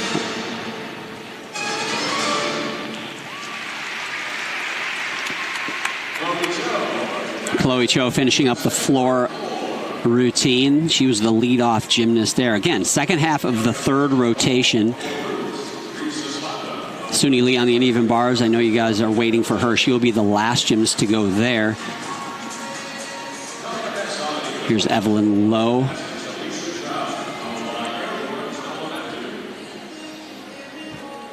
Sorry, the correction on that. That was Marissa Neal. That was the first vaulter, the leadoff vaulter, 12.75. It's tough. They're both from Gage. They're both wearing their hair the exact same. They're both doing a Yurchenko 1.5. So Evelyn Lowe, a 13.5 for her vault. Still waiting for Brooke Pearson's uneven bar score. This will be Alicia Zhao on the uneven bars from Love Gymnastics.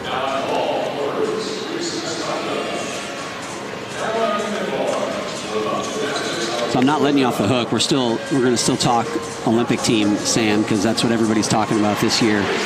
We already talked about Simone Biles, Shilese Jones, who are both not here. We're going to fill in the rest of that team and see who you got. We are, but this is a good bar team. She was over on that. Nice job bringing it back. Fought to save it. I mean, really impressive just how long these bar routines are, that the stamina to build a bar routine like this, and then the detail work with all the handstands. It's really impressive this early in the season. She got a beautiful look on this event, too. Execution outstanding.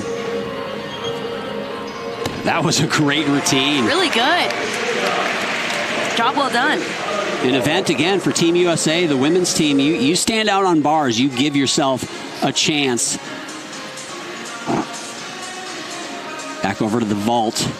Yurchenko. Risa Sponda, that is her effort there. 13.9 for that vault. Very powerful athlete, and you know, talk about things we're looking forward to in this competition, and this routine coming up is maybe top 3 of the things that I've been looking forward to. Yeah, we're talking to Chelsea Memel in the training day about Kalia Lincoln as she gets ready to go on floor, and she said she does a double back on floor that just makes Chelsea smile. Not the most difficult skill you're going to do, but she does it so well and so light. It just looks like she's playing gymnastics. And this is a new routine that she really likes. Elevating her music choice makes for a better performance. Huge opening pass.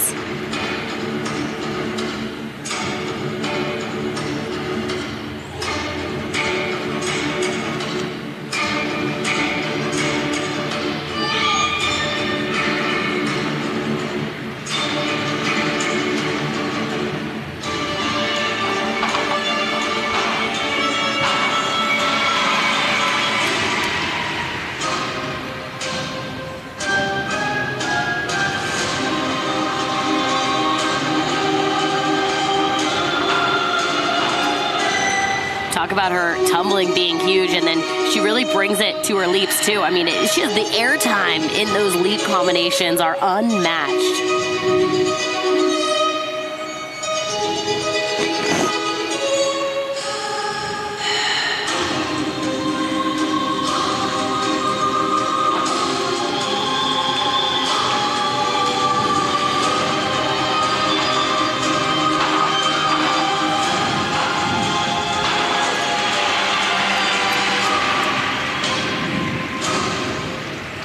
Great routine.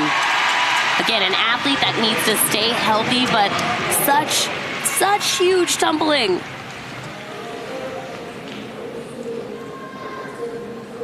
Nola Matthews here in her third event, the uneven bars. Talked a lot about her artistry on that floor exercise routine. That was her leadoff event. She has decent start value on this event. Some big combinations. 8th place after the second rotation.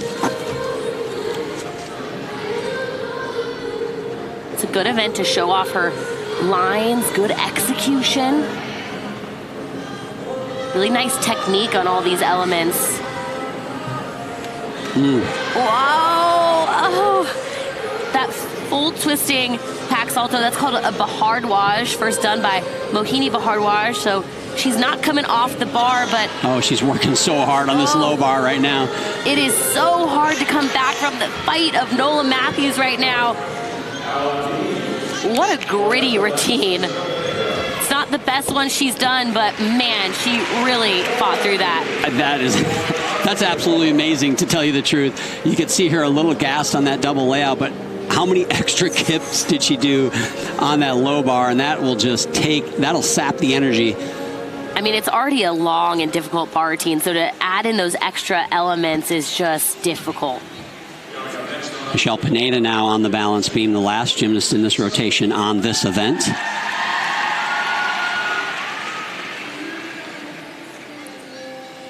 So for me, the three things that make a good beam worker is, number one, looking at the end of the beam. So she did that at the beginning of her series. The second one is finding your arms. You want your arms to mirror each other. And the third one is, I call it going to home base, but basically finishing. And that's what she was missing on that triple series, that lunge position.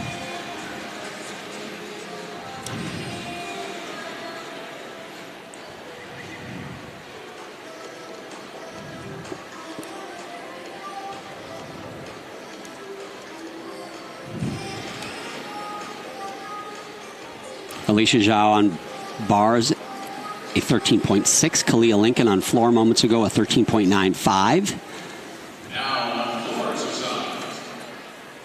Of course, these athletes are not going to be in tip-top Olympic trial shape. So when we talk to the high performance director, we asked them, what are you hoping to see from these athletes on each event? And on beam, they really wanted to see them stay on. They have new upgrades and combinations, and we're seeing a bit more falls than I think they're hoping for. So Michelle Pineda finishes out that beam rotation, and here is a moment that many have been waiting for. The return of Suni Lee, and this is her event. This is one that she is amongst the best to ever put on a pair of grips, and I'm not overstating that. She can swing bars as good as any of them. Not planning on doing her full difficulty bar routine here, but her coach, Jess Graves, said we want to show that we can go to the Baku World Cup. They'd love to get that international event and also do the new skill coming up right here. It's a Jaeger with a full twist, never been done by a woman in competition until now. Oh! And it was in her hands. It was in her hands. I think she was a little close to the bar. She's been catching it with perfect distance away from the bar, and sometimes in competition when you're trying to play it safe, you get a little closer, and man, gonna finish up here. I think the amazing thing, talking to Suni and her coach Jess, she's really only had 5 weeks of real training. She's battled some health issues that's been well documented, and I'll be honest, I've seen her do that skill many, many times, and I've never seen her have even the slightest error on it. So this is really unfortunate. Yeah, but I think, the conversation last year was all about her health. And we had a chance to talk to her coach, Jess, and Suni about it. They finally are getting her medicine under control where she can train more consistently. But, if you don't have those numbers like you talk about, John, it really does affect you in the competition when you're used to training so many hours a day consistently. If she only had 5 weeks of training, I mean, that's crazy to think about that. And to create a new skill. I mean, yeah. Geez. But talk about a scenario like this, it really lights a fire in you. So we will see more of Suni Lee. She will be on the balance beam as well here. And I'll tell you what, we talk about gamer. We talk about Trinity Thomas being a gamer. Suni Lee is too. She has got a grit and determination that is pretty special. You have to have it if you're an Olympic champion. And I'm very interested to see her continue. And you talk about an Olympic team. Do you think, Sam, you Team USA will have that floor vaulter role, like a Jade Carey role? Do you think they'll have that person again? And conversely, what about a bars beam role? Because if you have a floor vault role like a Jade Carey or a Jocelyn Roberson or maybe a Clea Lincoln, you could match that with, for example. Yeah, I don't want to state the obvious here, but I mean, it's about who has the highest scoring potential and then who's going to hit no matter what.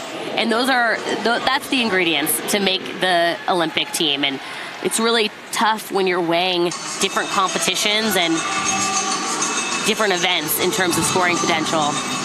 Sky Blakely on floor. She was in second coming into this rotation, just 0.8 of a point behind Kayla DiCello.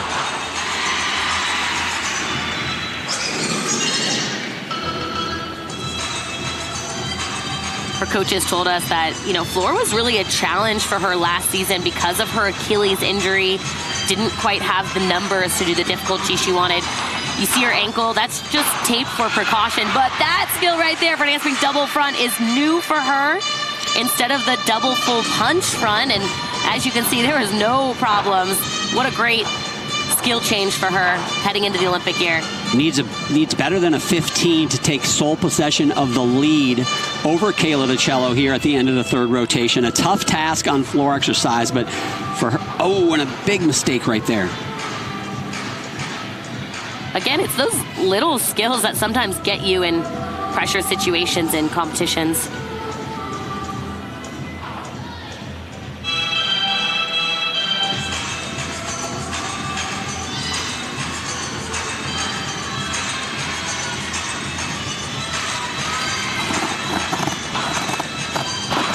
Handspring double tuck, and she's been sick for a little bit, and usually it affects you in the endurance and the tumbling, but we saw that really in her leap. So man, hate to see it from such a great floor team, someone that's capable of a big number. Yeah, she's gonna be mad at herself for that one. Not a mistake she may have ever made, certainly in competition. Well, that's gonna do it for the third rotation. One more to go from Louisville, Kentucky here at the Winter Cup. We'll be right back. We're gonna breathe. Yep, just breathe. You and me, breathing together. If you can control your breathing, you can control your run.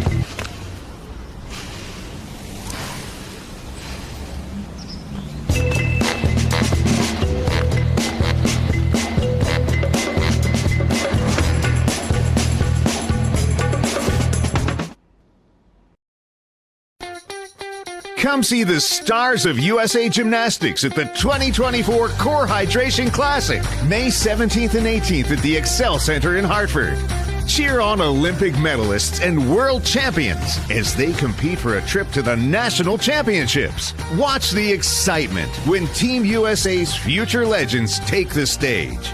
Tickets on sale now. Visit CoreHydrationClassic.com for more information. Nice to meet you. My name is David. I've been a pharmacist for 44 years. When I have customers come in and ask for something for memory, I recommend Prevagen. Number one, because it's effective, does not require a prescription, and I've been taking it quite a while myself, and I know it works, and I love it when the customers come back in and tell me, David, that really worked so good for me. Makes my day. Prevagen at stores everywhere without a prescription. Come see Gymnastics' biggest stars at the 2024 Xfinity U.S. Gymnastics Championships, May 30th to June 2nd at Dickies Arena in Fort Worth. Don't miss the excitement as U.S. gymnasts continue down the road to Paris 2024, where Olympians, world champions, and new stars vie for national titles and a spot at the Olympic trials. Tickets on sale now. Visit usgymchampionships.com for more information.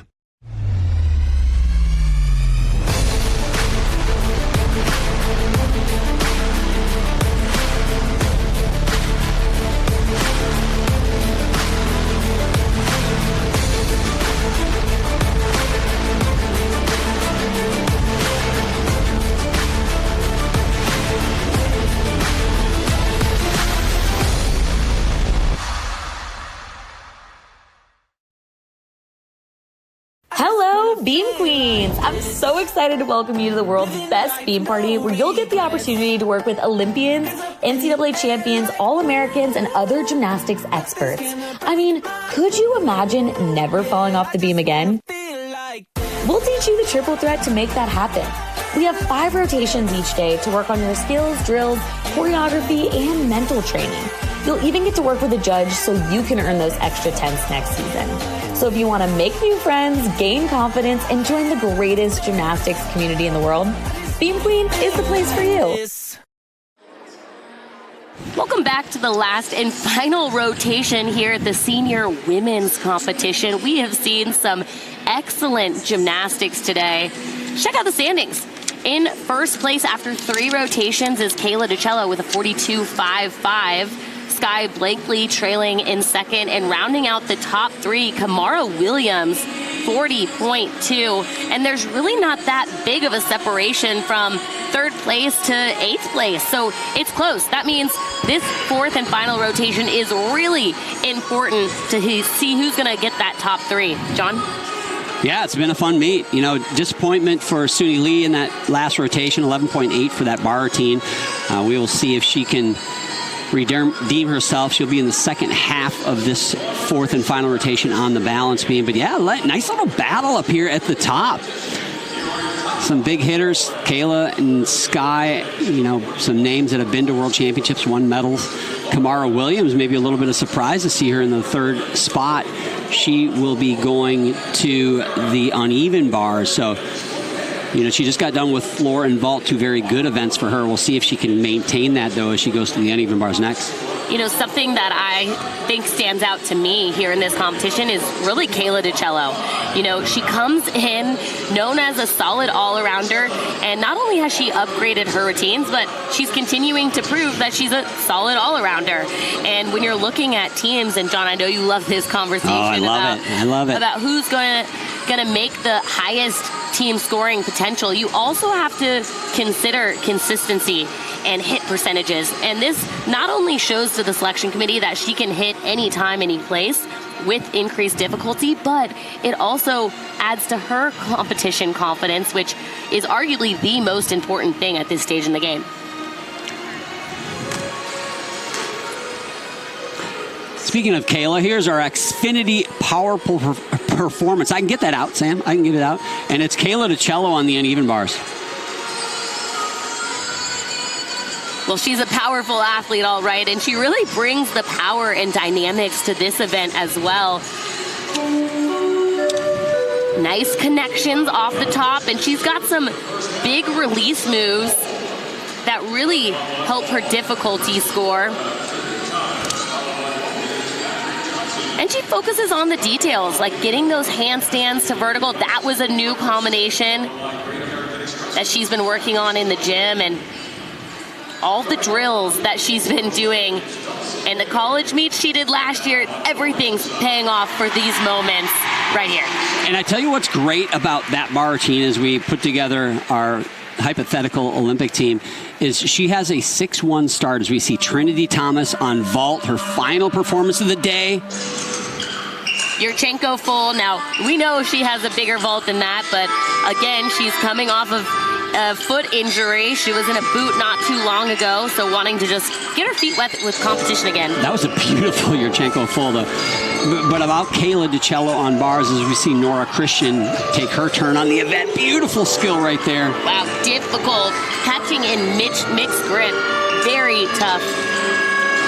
Kayla DiCello had a 6-1 difficulty score on the uneven bars. That actually would have been the second highest difficulty score for Team USA at the team finals of the last World Championships. Wow. So you talk about how you fit a team together, and that is a big deal for Team USA and for Kayla DiCello to make a case for herself. Yeah, there's a lot to talk about here. Madre Johnson quickly on vault. Yurchenko 1.5. Nicely done. Good distance away from the vault table. Nice positioning in the air. Just that step on the dismount.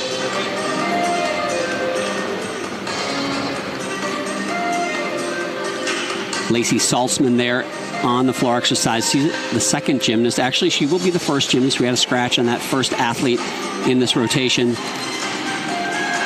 Trinity Thomas, a 13.2 for her vault.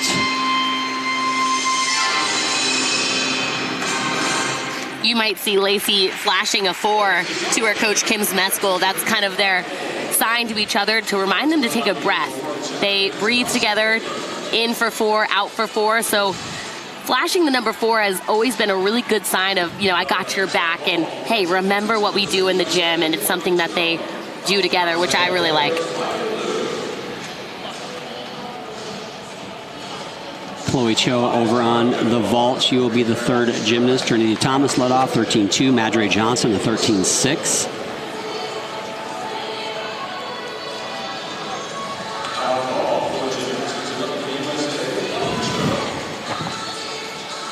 Yurchenko layout full. Good positioning in the air, not quite the difficulty that we see from some of the top athletes that are here. Dan Baker, the developmental lead for USA Gymnastics, talked about vault before this competition. He said, vault really can be the difference maker for a team at a World Championships or Olympics. The other events, that execution score seems to get jammed together. Everybody seems to be very close in the execution portion. Well, vault, one skill. The execution doesn't generally have as much of an impact, but start values certainly matter on the other events too, but start values on vault are a big deal. And his wish list is 3 Chung vaults in the team finals at the Olympic Games. And if no big deal. No big deal, yeah, just that's all you want. And he said, well, maybe a Yurchenko double pike from Simone and 2 Chengs, right? But that is such a big difference maker in start value, because you could start over 1.5 points higher than the next best team. And he even went as far as saying that might decide the whole Olympic Games in the team competition. So certainly something that Team USA values, certainly something to keep an eye on. Who can make that upgrade on vault specifically? Miley Liu, quickly on vault. Yurchenko layout full again. Good foundational gymnastics, good technique in the air. Chloe Cho got a 12.9 for her Yurchenko full. That is the last vaulter in the first half of this 4th rotation. So the name of the game is how can you get the highest difficulty with the highest execution score? That is going to maximize your scoring potential and hopefully put you on the right track to making some international assignments, the national team, or even the Olympic Games.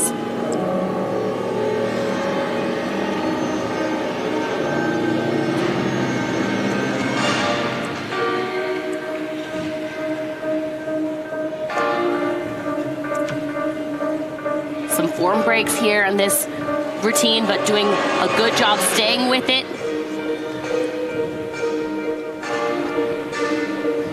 Again, the selection committee and the high performance directors don't want to see perfect gymnastics. I mean, I'm sure they would like to see perfect gymnastics. They don't expect to see perfect gymnastics at this point. They don't expect it. They want to see you grit it out like athletes like Nola, and hopefully show those new upgrades to start building confidence.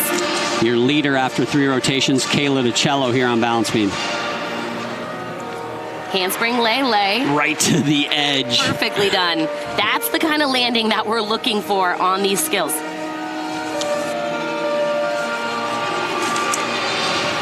You just look at her face, and she has her game face on. A lot of these athletes we ask, what's different this year? You can see it on Kayla. Also added some difficulty on this event. Doing a tourgette half, I'll point it out when it comes, but man, all of these landings so far have been really solid.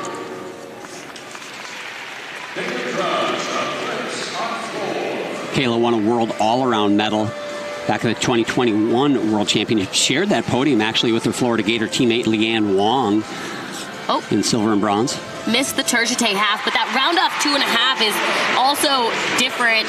She used to do a handspring double, which was always an issue, is what our coach said, and now they reworked it, learned a round off, which doesn't sound difficult, but let me tell you, changing the beginning of the base of your dismount is extremely challenging. So really good routine from Kayla. What a job Kayla DiCello has done today, and you talk about filling that bucket of performances that the selection committee can look at. And again, not the be-all, end-all today, but it just filled that bucket up, and they're going to look back and go, man, Kayla was solid at Winter Cup. If she can continue this at the Classics, potentially in championships, it starts to make a very convincing story that she should be on that Olympic team. Marissa Neal now mounting the uneven bars.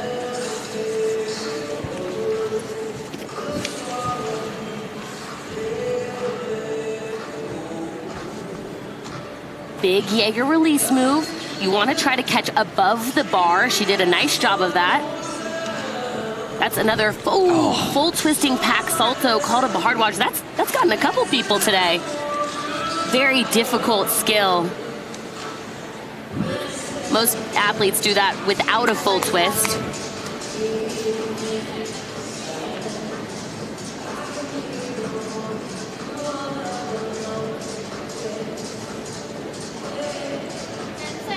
Trying to regroup.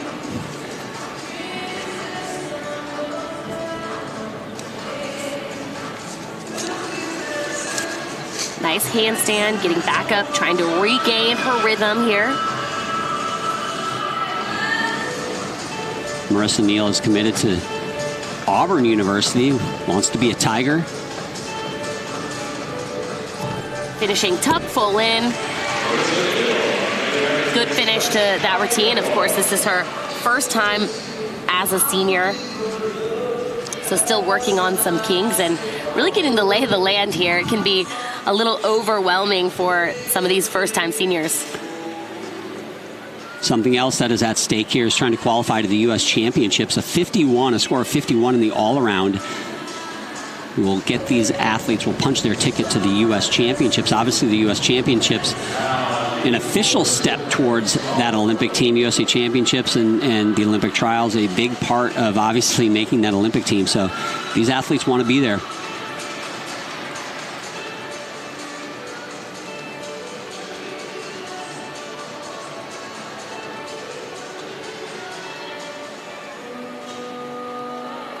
Really difficult wolf turn. Now, she looks really calm on beam. I enjoy the presence that she brings and good posture when she stands up. For a newer athlete in this senior division, she doesn't look nervous. Oh, man. Sped up on that handspring layout. It's really important on a triple series especially that you keep the rhythm the same from the first skill to the last skill. Kayla DiCello, a 14.3, so all 14s or better for Kayla DiCello here today, and that's big time. A 6.0 start value on that beam routine, which would have tied Simone Biles' start score at the last World Championships in team finals. So again, a great day for Kayla DiCello.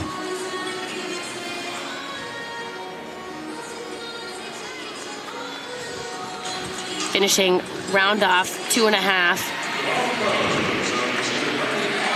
Oh, man, she was having such a good meet, so to finish with a fall is clearly not what she wanted to do. But at this stage in the season, sometimes it's not horrible to have a mistake because it really lights a fire in you to get back in the gym and to figure out those kinks early on in the season. Here's Evelyn Lowe.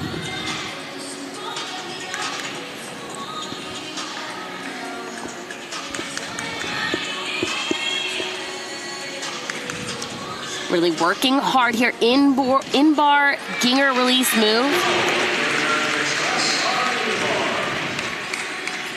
Whoa, fingertips. Wow. Got a lot of skills in these bar routines.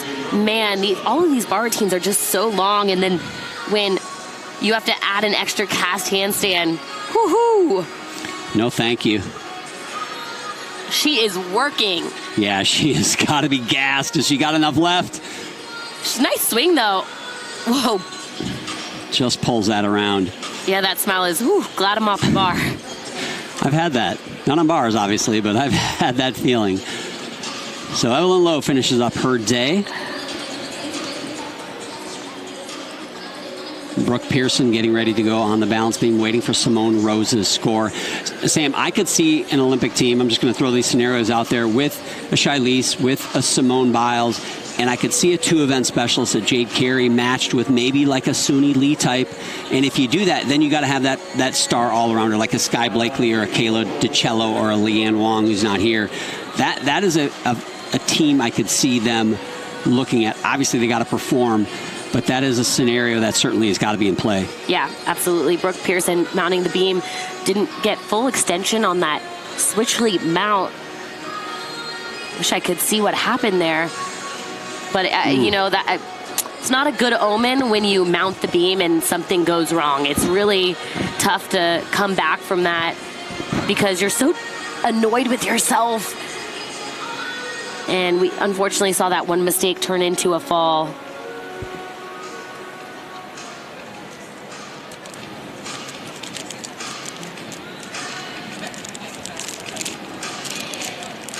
So now her job is to forget about it, let it go, easier said than done, and try to finish this routine strong. Evelyn Lowe, 12.4 for her bar routine. Simone Rose on balance beam, 12.6.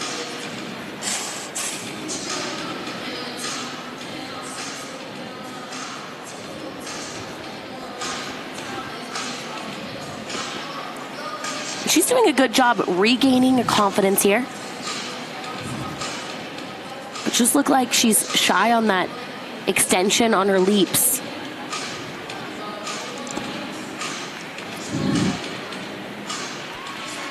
And a good finish. I don't know what's going on over there on balance beam, but somebody better check it. Make sure it's level. Not crooked. I thought your dreams about beam were going to be you'd wake up the next day and it would be as wide as a vault runway, not that they just get rid of it. Well, I used to think that, but then you'd have to do difficulty that reflects that, and I didn't want to do that. So we are halfway through this fourth and final rotation of this Winter Cup. In this last half, Sky Blakely, she's one of the top all-arounders coming into this rotation. Suni Lee, she'll also get her chance on beam. Huh. Internet's out. Want to hear a fun fact? Elbows are impossible to lick. I meant your own elbows. Don't let bad internet ruin the game. Switch to the Xfinity 10G network and stream with ultra-low lag. Wish you would have been more specific about your elbow. Because it's only live once. Xfinity. The U.S. Olympic team trials are coming to Minneapolis in June 2024. This is the hardest team in the entire world to make. They have dreamed of going to the Olympic Games. See the best U.S. gymnasts compete to make the Olympic team. And now, it all comes down to this. Tickets are on sale now. Visit USAGymOlympicTrials.com or scan the QR code to learn more now. There's no ordinary in gymnastics. Gymnasts have to fly above and beyond normal, and so does everyone around them. Every stitch we make here at GK is geared toward helping athletes reach higher, think bigger, and accomplish more. This extraordinary approach shows in our beautiful handcrafted, made in the USA leotard designs. Gymnasts sense the difference in the quality, fit, and function of a GK Leo. GK, be extraordinary.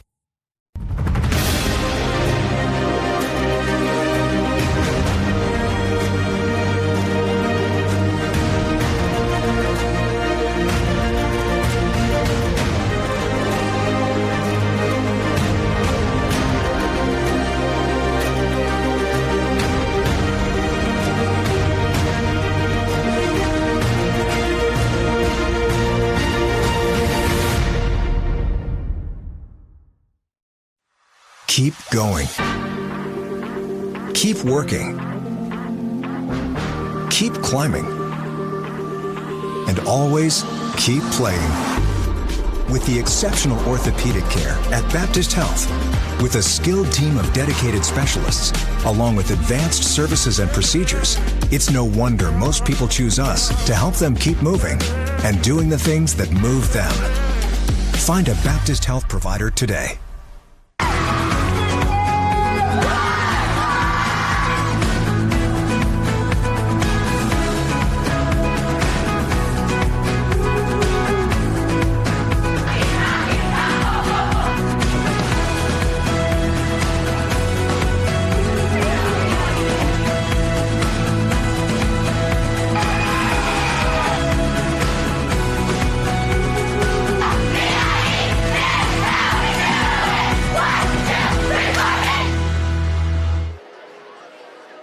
Welcome back to The Kick, the Kentucky International Convention Center. See what I did right there, Sam? John Roethlisberger, Sam Pesek.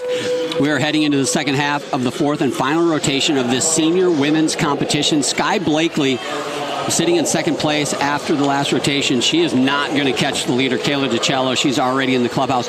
But this event, Sam, Sky's been working on the Chung vault. There's so much value. We talked about it earlier, what Dan Baker said about it.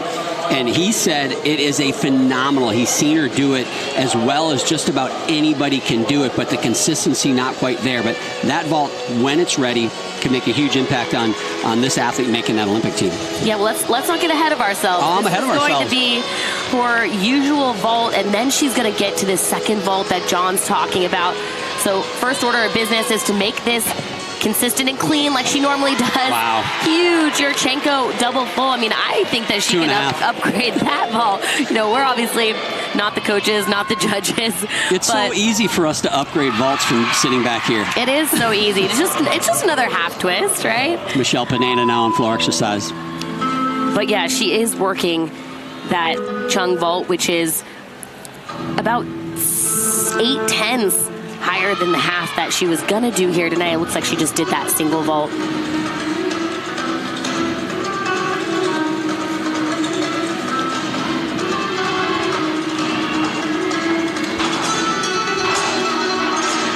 Nice landing.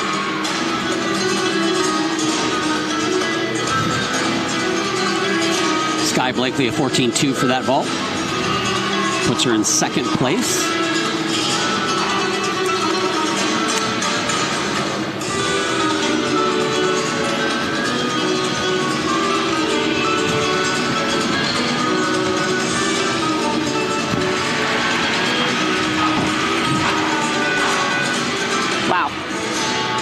She is amazing with these landings. It's like she has glue on her feet.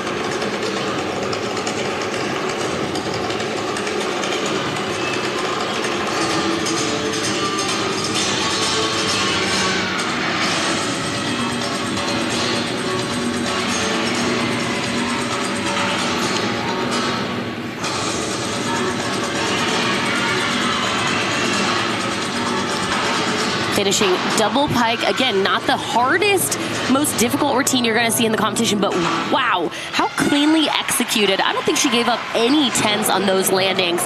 That was very impressive. Another athlete we've talked a lot about, Hesley Rivera. She was in fourth place in the all-around. Here's her vault. Yurchenko double full, really nice landing. I like how high she got her chest when her feet hit the ground.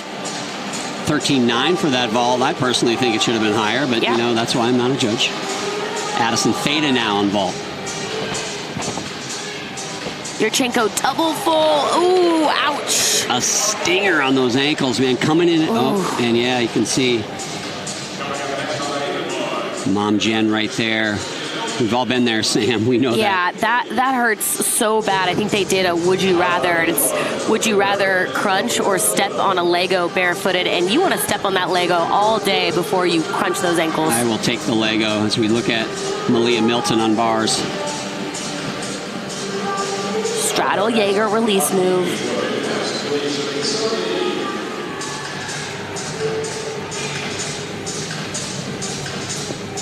Pack Salto working to get those legs together to maximize that execution score. So when you go over the top on the pirouette, it just adds more work for you. She's had to do an extra kip cast handstand. It just makes your routine so much harder to work through. But again, it's the fight of these athletes that we've seen consistently across the board. The routines have not been perfect, but they've been gritting them out. And that's impressive. They don't look happy, but from where I'm sitting, I mean, it's impressive for them to add skills and to complete their routine. So here we go, Suni Lee, Tokyo Olympic Games all-around champion. Had that trouble on uneven bars, but here she is on balance beam, and again, told that she's not doing her most difficult routine, but it still should start at a 6.3, which is a huge start value on balance beam. Again, two places, bars and beam, where Suni Lee absolutely can be a huge asset to Team USA. And you could see it in her face. She's gonna do angry beam, which actually is a good thing. Sometimes when you're angry and you mount the beam, you're a little bit more aggressive, a little bit more sharp, and I know she's not happy at all from that bar routine, so she's a little bit more focused, I think, on this routine right now. And we did see her in training have a little trouble with that acro series, Sam, a number of times, and just off right from the beginning there. Yeah, she was. There's no adjusting when you turn your shoulders too early on that side aerial. Was supposed to go into her layout step out, so it's going to dramatically affect her start value as well, unfortunately. Finishing round off layout. And that was a plan to do it to an easier dismount, but if she was doing angry beam, she's doing angry walk off the podium right now, Sam, and not the day she hoped, but again, keep it in perspective. 5 weeks of real training, some significant health issues that she's been overcoming. They're getting it under control for her, and I am very excited to see her in the next couple months and what she can do. She will be a different athlete the next time we see her on this floor. Yeah, even her demeanor on how she mounts the beam, you could tell that she's back, which is why I think she's so frustrated today. Lee Bowie. Well said, Sam.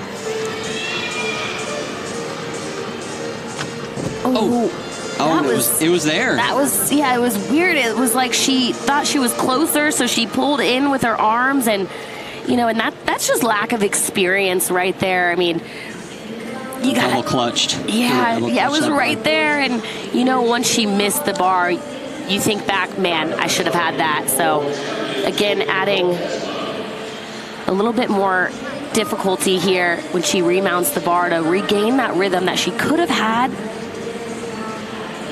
But what stands out to me about her is that execution, the clean lines, legs glued together on these skills. Beautiful pack salto, that floated. Floaty is what they say. Yeah, Sam. That's what you want to see on those elements. That's what the judges are looking for.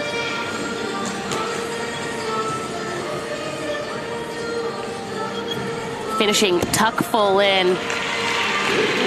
And a lot of these athletes, they're going back to the drawing board. You know, big routines, ironing out which skills are going to make it and be able to stay in the routines. So this is a good experiment for them to test out new routines. Zoe Malomo will be the final gymnast on floor exercise here in the fourth and final rotation. Addison Feda, a 13.45 for her vault. Michelle Pineda led off floor exercise. She had a 13.15. Still waiting for Suni Lee's score on the balance beam. Malia Milton on bars in 11.7. Reese Esponda right before her with a 12.15. Nola Matthews was on balance beam earlier in the rotation, right before Suni Lee at a 12.8 for her.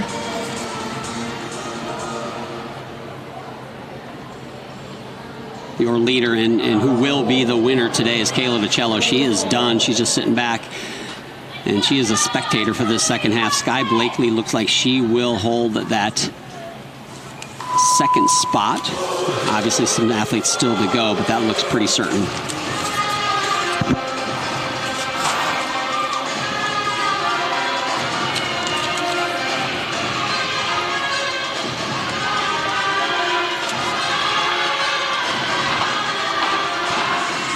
Opens double layout. There's no deduction for that sting mat. It's just there for extra precaution. Just like the name, sting mat takes away a little bit of the sting. Oh, she didn't realize how high she is. Sometimes doing floor on podium just gives you a little extra oomph that you're not expecting on these telling passes. And these floors have gotten springier and springier, Sam. I'm sure more so than when you competed, certainly more so than when I competed, which brings a new element into it of absorbing those landings, because it just wants to pop you back up, and it's an art to land cleanly. It is, especially for powerful athletes like Zoe.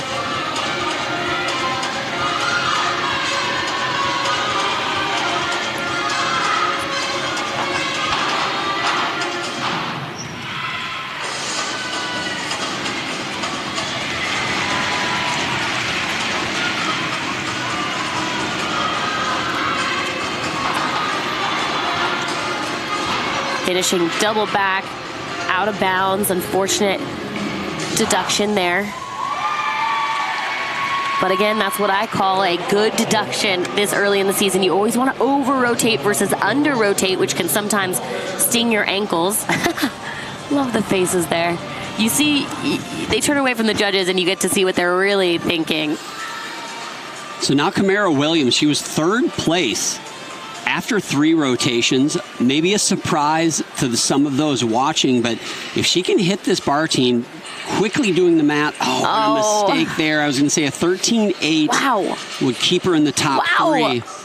Wow. What a fight. This is insane. So impressive. She's really fighting through.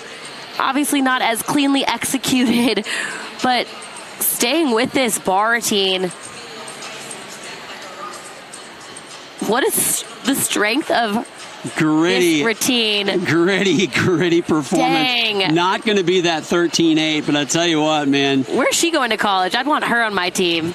When you have a mistake, that's what you want to see from your athletes, just fighting through no matter what.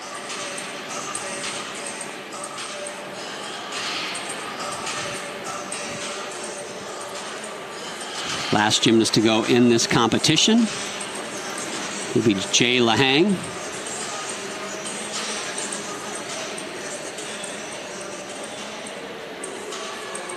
Suni Lee, a 12.9 for that beam routine.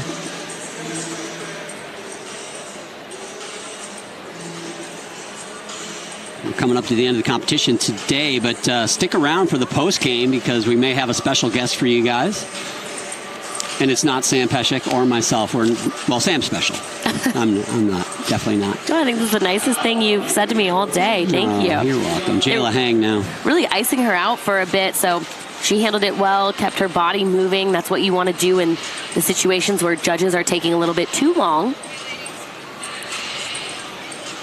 Camara Williams at 10.8 for that bar routine.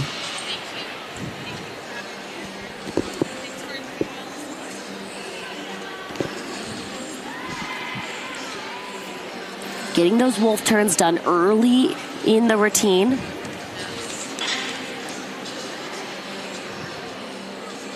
That was supposed to be a connection there, so instead of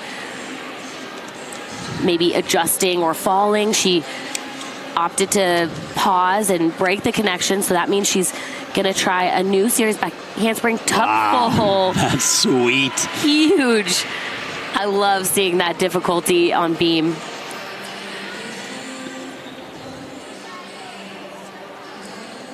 So that means she didn't need the connection for her requirements. It was just, I'm sure, for bonus purposes.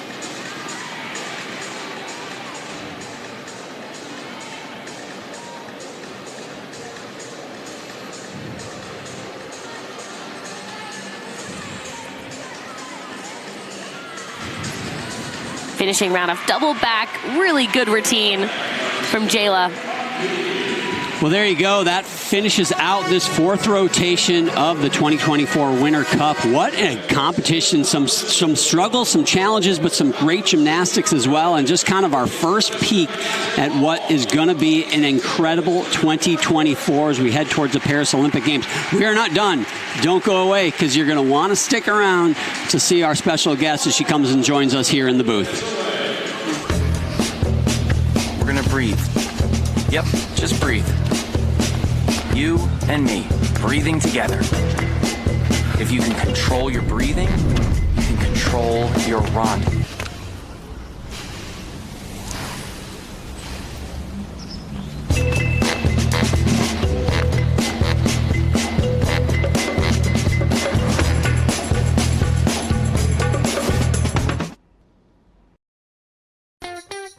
Come see the stars of USA Gymnastics at the 2024 Core Hydration Classic, May 17th and 18th at the Excel Center in Hartford. Cheer on Olympic medalists and world champions as they compete for a trip to the national championships. Watch the excitement when Team USA's future legends take the stage. Tickets on sale now. Visit CoreHydrationClassic.com for more information. Nice to meet you. My name is David. I've been a pharmacist for 44 years.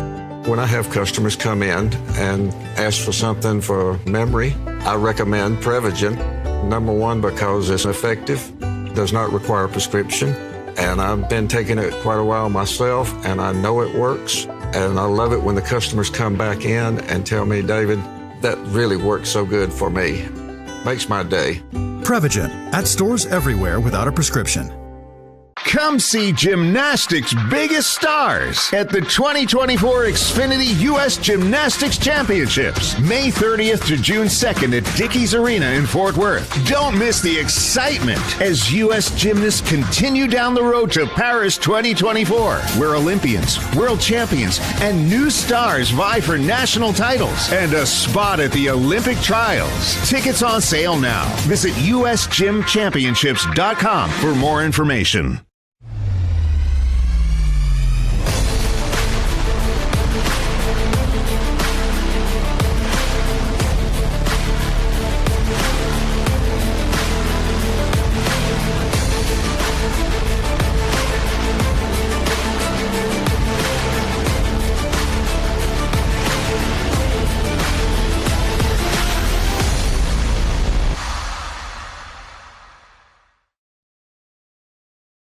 Hello, Beam Queens! I'm so excited to welcome you to the world's best beam party, where you'll get the opportunity to work with Olympians, NCAA champions, All-Americans, and other gymnastics experts.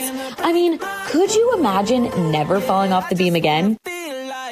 We'll teach you the triple threat to make that happen. We have 5 rotations each day to work on your skills, drills, choreography, and mental training. You'll even get to work with a judge so you can earn those extra tenths next season.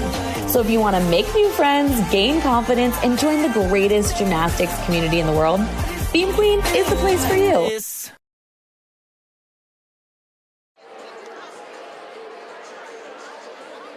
Competition, and at the top of the podium, Kayla DiCello with a 56.85. In second place, trailing Sky Blakely with a 54.65. And rounding out the top 3, Hesley Rivera in her very first Senior Winter Cup competition with a 54. But we've got a special guest for you, the winner of the 2024 Winter Cup, Kayla DiCello. You transitioned from college back into the elite world, deferred a year, and came back, added difficulty upgrades. Congratulations on the win. What was a highlight for you today? Thank you. Really just overall this entire meet, I don't have like one specific highlight. Just going out there and being comfortable and trusting myself was probably the thing I was focusing on most this meet, and I think I did that pretty well. Every routine you did was solid, even with the new additions to your routine. What helps you compete at your best so consistently? You know, just trusting myself. Before I go on each event, I say a little words of affirmation to myself, and then I just go and not give myself a second to overthink anything, and really just trust myself. That's like my biggest thing. Kayla, we've heard so many great things from the coaches, from the USAG staff about your training and how hard you've been training. And we've heard things like, man, I wish I had a team full of Kaylas. You know, where's that fire coming from? And you look amazing today. Where's that fire coming from and that drive? Has it always been there? Or is this, hey, this is it. This is the finish line. You got to go for broke?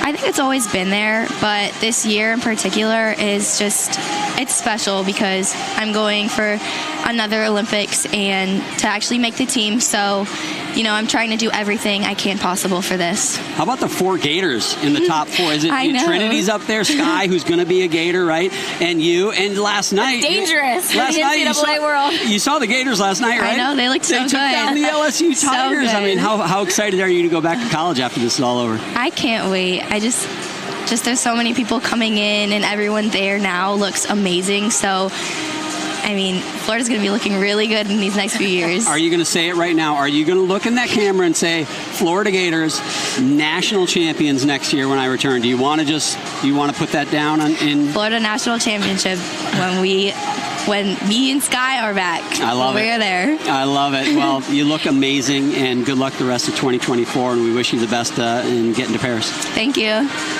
That'll do it here from the Winter Cup. Thank you guys for joining us. Congratulations to Kayla DiCello, Sky Blakely in second, and Hesley Rivera rounding out the top 3 for Sam Peshek. I am John Roethlisberger. Thanks for joining us here in Louisville for the Senior Women's competition. The awards will be coming up next. So long, everybody. Yeah.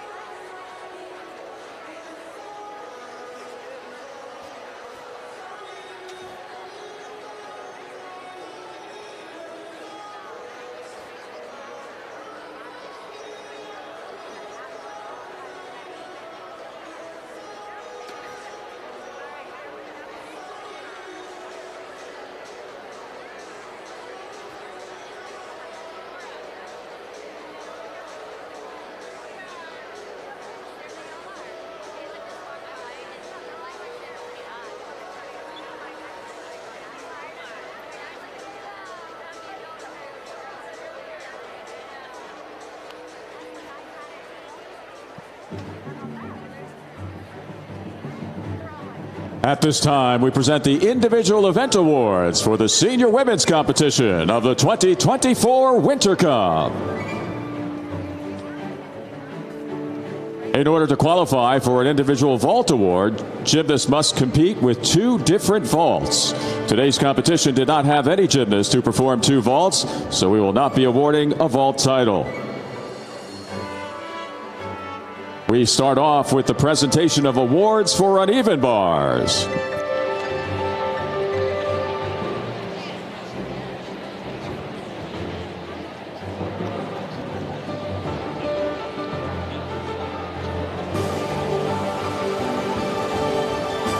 Tied for 7th place from Pacific Rain Gymnastics, Simone Rose. From World Champion Center, Dulcie Kaler. And from Gymnastics Olympica USA, Chloe Cho. In 6th place from Cascade Elite West, Nora Christian. Tied for 4th place from Prestige Gymnastics, Addison Fada. And from Love Gymnastics, Alicia Zhao. In 3rd place, winning the bronze medal from Metroplex Gymnastics, Caitlin Jung. In 2nd place, winning the silver medal from University of Florida Gymnastics, Trinity Thomas. In 1st place, the 2024 Winter Cup Senior Women's Uneven Bars Champion, winning the gold medal from Hills Gymnastics, Kayla DiCello.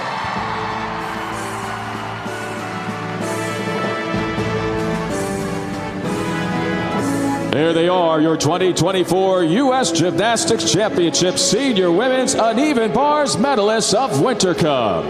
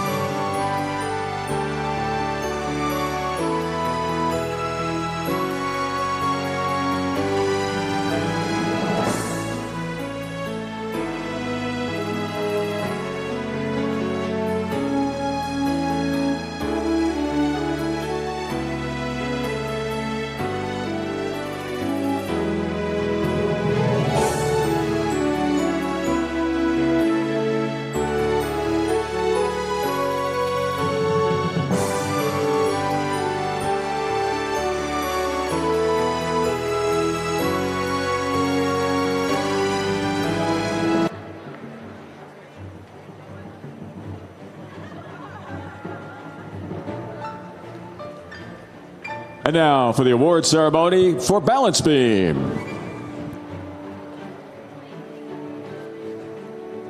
In 8th place from World Champion Center, Dulcie Kaler. In 7th place from Great American Gymnastics Express, Marissa Neal. In 6th place from Edge Gymnastics, Riverside, Kamara Williams. In 5th place from Woga, Madre Johnson. In 4th place from Pacific Range Gymnastics, Jayla Hang. In 3rd place, winning the bronze medal from Hills Gymnastics, Kayla DeCello. And tied for 1st place, the 2024 Winter Cup Senior Women's Beam Champions, winning the gold medal from Woga, Sky Blakely. And also from Woga, Hesley Rivera.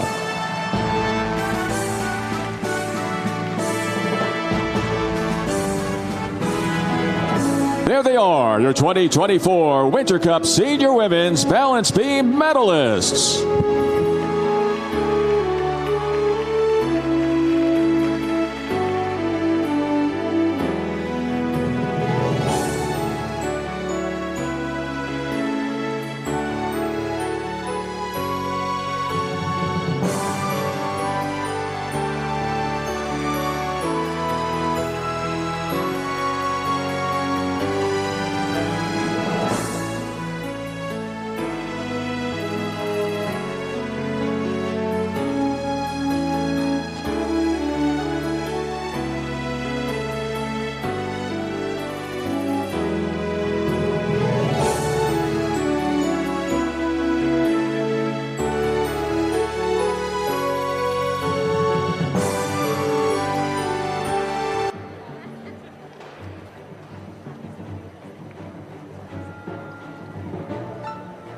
And now we honor the winners on floor exercise.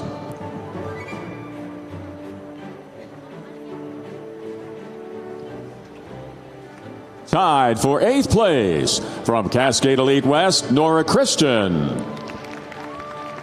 From Woga, Sky Blakely.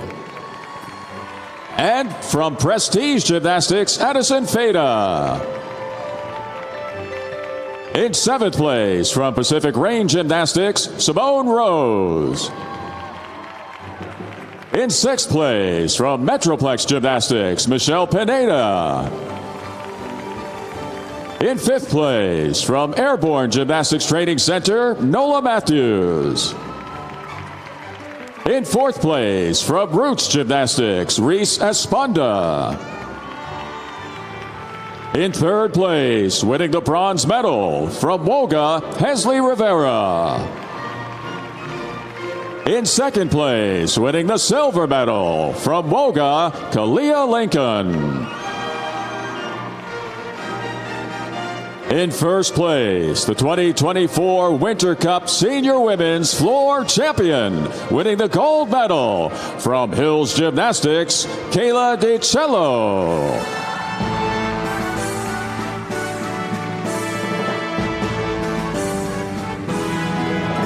There they are, your 2024 Winter Cup Senior Women's Floor medalists.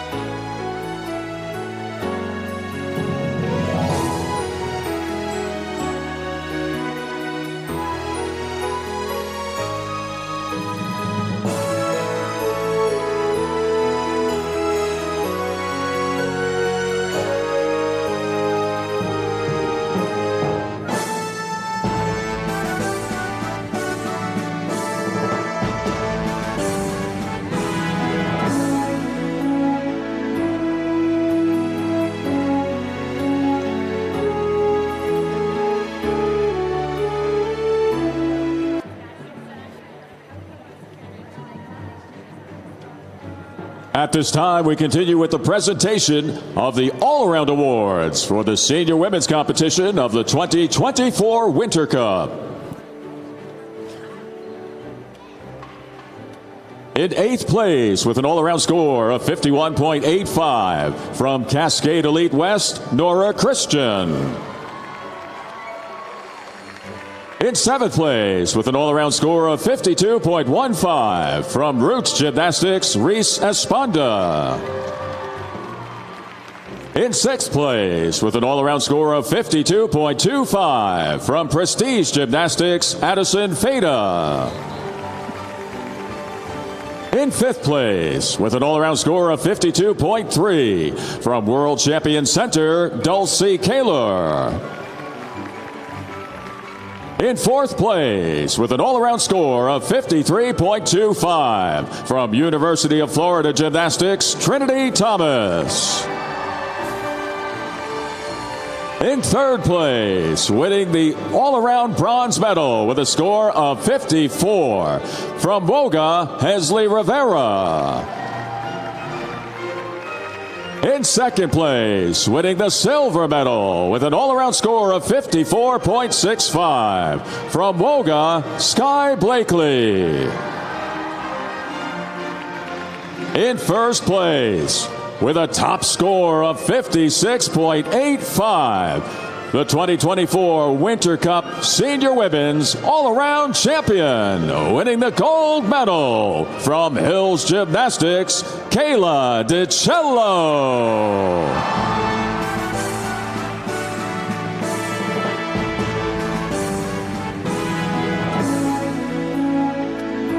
There they are, your 2024 Winter Cup Senior Women's All-Around Medalists.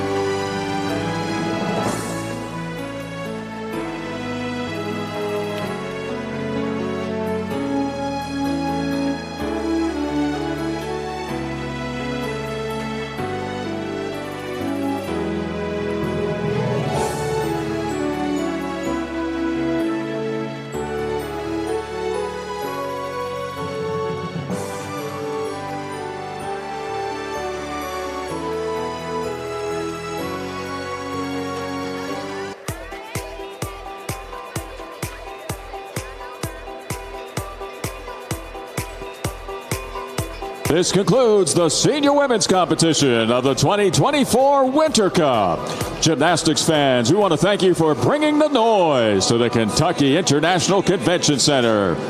More competition comes your way here later today when the Men's Elite Team Cup takes place at 5:30 p.m. The final day of Winter Cup is tomorrow with the Junior Women's Competition at noon and the Junior and Senior Men's Final at 5:30 p.m. We hope to see you again back here at the Kentucky International Convention Center for some more great gymnastics. Thanks again for your support of USA Gymnastics.